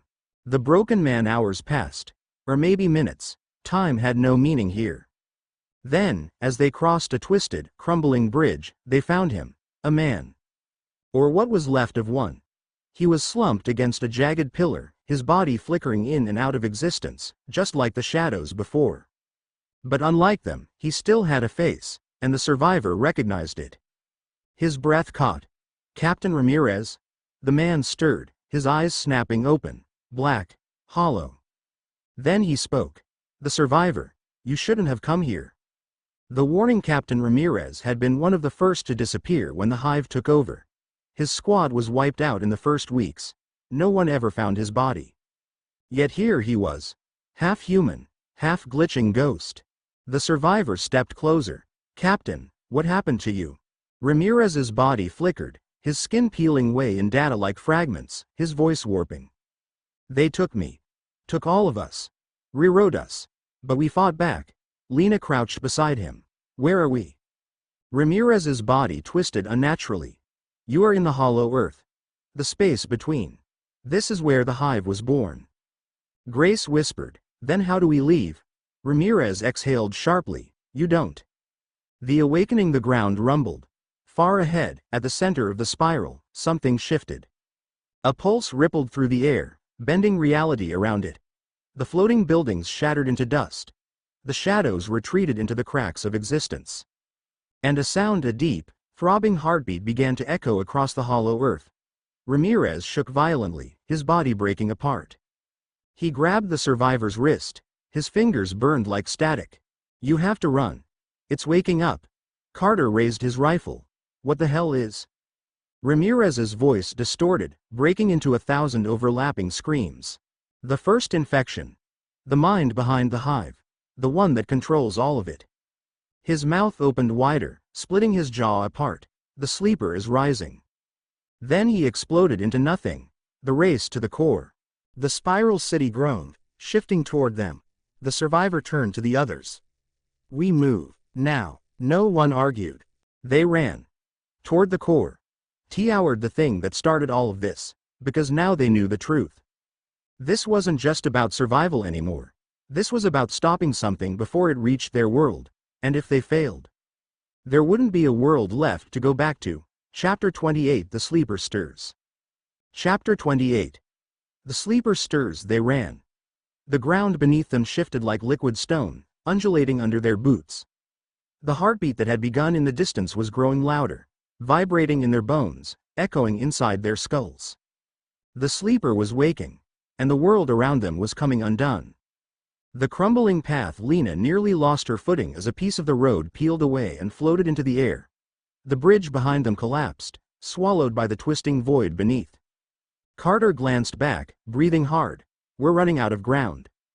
Ahead, the spiral city loomed larger, its walls shifting, breathing. Buildings twisted mid-air, turning inside out, rearranging like pieces of a living puzzle. Grace gasped. It's not just a city, the survivor already knew. It was a body. The sleeper wasn't just a creature, it was the world itself. And they were running straight into it, the unseen watcher.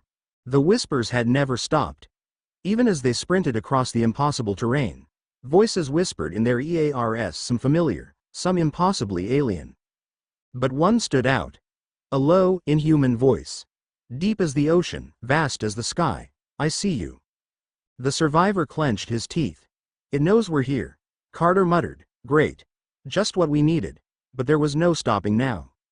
They had to reach the core before the sleeper fully awakened, before it spread. The hollow bridge, a massive chasm, blocked their path. The city stretched just beyond it, the streets pulsing with eerie, flesh-like movement. A bridge extended toward the myth, it could even be called that. It wasn't made of stone, it was made of rib bones. Massive, curved, growing out of the ground like the skeleton of a fallen god. The bones twitched, pulsing with unnatural life. Lena grimaced. That's disgusting. Carter tested it with his foot. Looks solid enough. The survivor was already moving. Then let's go. One by one, they ran across the bridge of bones, and as they did, it screamed. The devours. The sound wasn't human. It was ancient, echoing through the hollow earth like a dying universe, and then the bones moved. Hands began clawing out from between the ribs, too many hands, too long, too sharp. Faces pressed through the bone like flesh breaking through thin paper, mouths opening in silent wails. They weren't alone. The sleeper had guardians, and they were waking up too. Carter fired first. His bullets shredded through the nearest shape, but it didn't stop moving. It regrew before their eyes, stretching taller, its limbs warping. The survivor pulled Grace forward. Don't fight, just run. The things crawled after them, their bodies bending at unnatural angles. The bridge was vanishing behind them, crumbling into dust as if reality itself was collapsing. They barely made it across before the last rib shattered, sending the creatures plummeting into the void. Lena hunched over, panting. This place keeps getting worse. The survivor didn't argue. They weren't in a place anymore. They were inside something that wanted them gone. and it was running out of patience.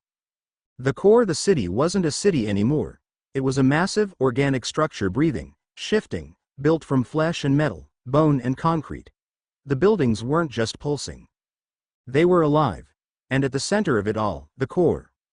A massive, spiraling vortex of pure darkness, suspended in midair. The edges crackled with raw energy, shifting between shapes too fast for the human eye to process. The survivor's stomach twisted. This was it. This was the heart of the hive. Lena took a shaky step forward. What do we do? The survivor turned to Grace. You remarked this all started somewhere. The hive had a first infection, right? She swallowed. Yes. The first colony. The first host. The survivor nodded. Then we find it, and we end it. The sleeping god. The whispers grew louder. The sleeper was close. They moved deeper into the core, pushing through shifting corridors that felt more like arteries than hallways. The walls pulsed, the air thick with the scent of something ancient and rotten. Then they saw it. Suspended above them, tangled in a web of black veins and wires, was a body. Not human. Not entirely. It had once been a person, but now, it was something more stretched beyond its limits, fused with the architecture, its arms and legs elongated into twisted, biomechanical appendages. And its eyes deep. Hollow. Endless. Lena whispered, "Is that the first host?" Grace trembled. "I think it still is." The figure shifted, and then, for the first time, it spoke. The mind behind the hive. The voice was not one voice. It was thousands, speaking at once. "You do not belong here." The survivor gritted his teeth. "Neither do you." The figure twisted, wires tightening around its limbs. "I was the first." Its voice echoed through the chamber, warping reality with every syllable. "I was the experiment. The key. And now, I am the gate." Grace stepped forward. You were human once." The figure tilted its head. "I was more than human, and now, I am everything." The survivor raised his rifle. "Then you're what's spreading the hive." The sleeper's hollow gaze met his. "I am the hive." The words hit like a shockwave. The entire city shuddered, as if responding to the sleeper's will, and then it opened its eyes fully, and the world split apart. The final stand. The core exploded with energy. The ground fractured. The walls dissolved. The city was dying, crumbling into raw nothingness. The sleeper descended, its limbs unfolding, its body stretching into something too large for reality to contain. Carter fired. The bullets vanished before they could hit. Lena grabbed a grenade, pulled the pin, and threw it. The explosion froze in midair, suspended like time itself had broken. The survivor knew then. They couldn't fight it. Not in the way they were used to. He turned to Grace. "How do we stop this thing?" She was shaking. I don't know." The sleeper's shadow loomed over them. Its voice came in a whisper, stretching across eternity. "You cannot stop what has already begun." The survivor clenched his fists. "Wanna bet?" Then, before the sleeper could strike, he ran straight into the core. And everything went white. Chapter 29. Into the core. Chapter 29. Into the core. The moment the survivor stepped into the core, reality shattered. Oh second, he was running toward the spiraling void of the hive's heart. The next. He was falling. Not through space, not through time. Through something else. The world ripped apart around him, dissolving into raw memory, emotion, and something deeper, something alive. The hive wasn't just a virus. It wasn't just a parasite. It was an idea, and the survivor was now inside it. The mindscape. There was no ground beneath his feet, yet he could walk. No air to breathe, yet his lungs filled. The space around him was an ever-shifting storm of memories, faces he recognized, places he had never been, lifetimes that were not his own. This was where the hive kept its knowledge, where it kept its prisoners. And somewhere in this place was the first host, the original. The survivor moved forward, each step sending ripples through the shifting storm of consciousness. Fragments of wonder drifted past him. A scientist screaming as black tendrils wrapped around his arms. A soldier firing his last bullet before the infection took him. A child, whispering, "Mom," before the hive answered. The survivor clenched his teeth. This was what the hive was built on. Not just bodies. Memories. And if he was going to destroy it, he had to find the root. The first host, the storm, split open before him. And there, suspended in the void, tangled in an infinite web of veins, wires, and pulsing, glowing matter, was a man. Or at least, what had once been one. His body was stretched thin, part human, part machine, part something else entirely. His skin was cracked and pale, his veins pulsing with the black infection. His eyes, they weren't hollow like the others, they were aware. The survivor stepped forward. "Are you the first?" The man's head lifted. His voice was a whisper made of 1,000 echoes. "I was." The survivor felt the weight of that answer. "What happened to you?" The man's lips barely moved. "I was the first to touch it, to let it in. I was curious." His body twitched. The others didn't listen. They didn't understand. They only saw an enemy. The survivor's hands curled into fists. "You let it spread." A bitter, rasping laugh. "I didn't let it do anything. Once the hive exists, it wants. And once it wants, it takes." The survivor's mind raced. "Can we kill it?" The first host glanced at him, and for the first time Sam saw something like hope. "I don't know." His voice trembled. "But if you're here, you might be able to." The survivor took a deep breath. Then the void began to crack. "The hive fights back," something screamed. Not the first host. Not any single voice. The hive itself. The storm collapsed around them.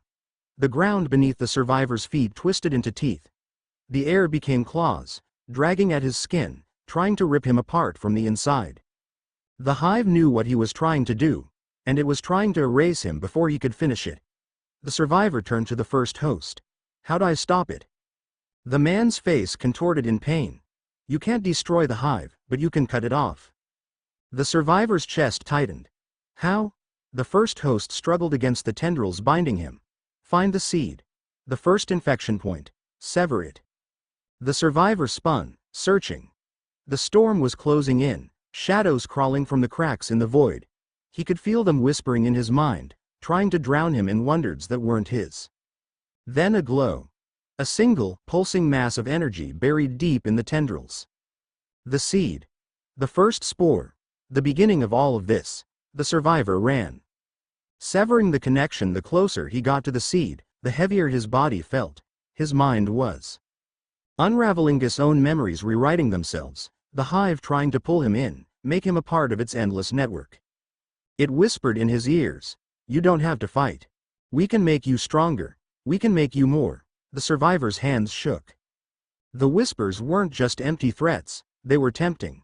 The hive wasn't just a disease, it was a collective. It didn't destroy, it absorbed.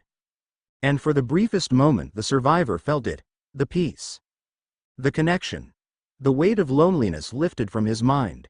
He could be part of something bigger, never alone, never afraid, never weak again.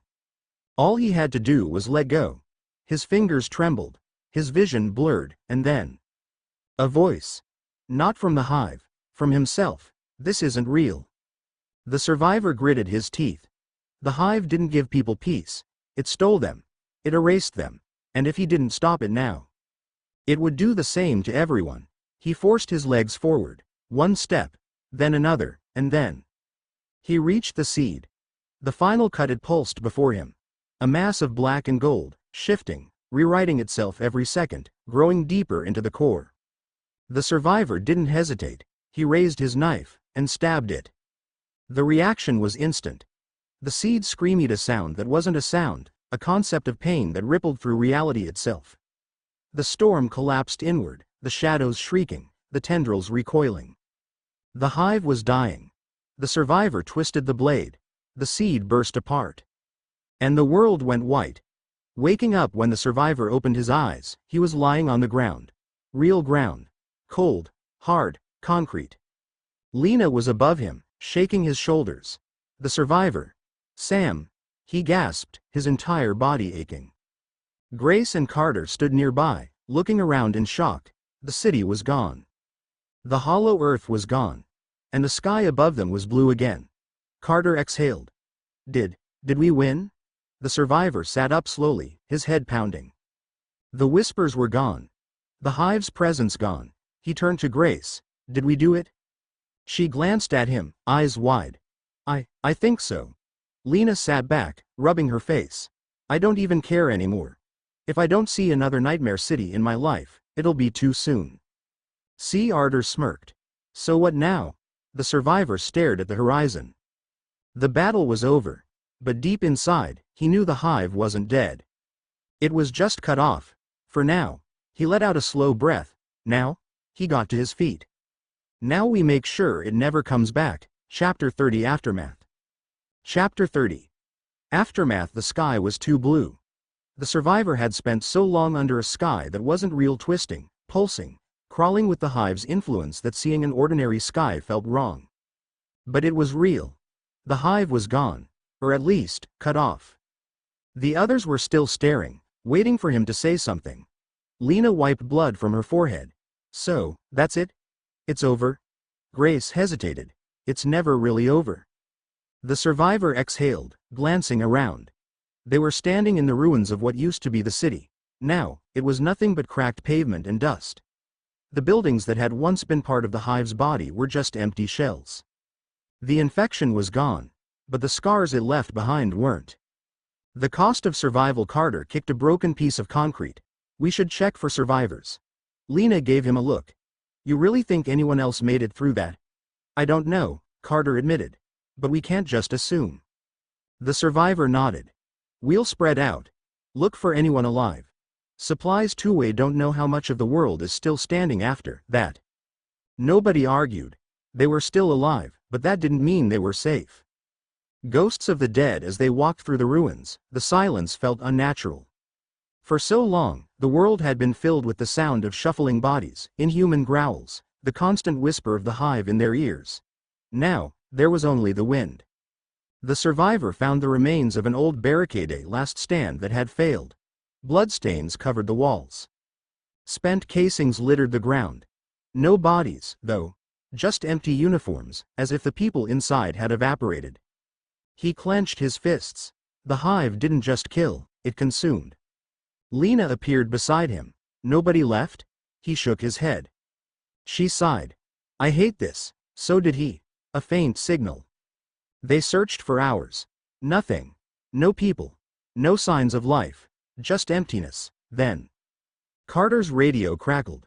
At first, it was just static, then a voice. Faint. Weak. Anyone out there? This is KHHH, Survivor Shelter 17. KHHH. Repeat. Survivor Shelter 17. Broadcasting emergency signal. Carter's eyes widened. Holy shit. The survivor grabbed the radio. Shelter 17, we hear you. Survivors here. What's your location? Static. Then, northwest, 2 days walk, doors still sealed. Grace covered her mouth. There are people still alive. Lena grinned, relief washing over her face. Took you long enough to say something, mystery survivors. Carter adjusted the radio. How many of you? A pause. 30, maybe more. The survivor's mind raced. 30 wasn't a lot, but it was something. Proof that they weren't the last people on Earth. He exhaled. We're coming. The journey begins again. They gathered what little they had left, half-empty packs, weapons low on ammo, water bottles nearly dry. The city was dead, but the world wasn't. There were still people out there. And if the hive ever tried to come back, they'd be ready. The survivor took one last look at the ruins behind them. Then he turned to the road ahead. Let's go. And they walked toward the future.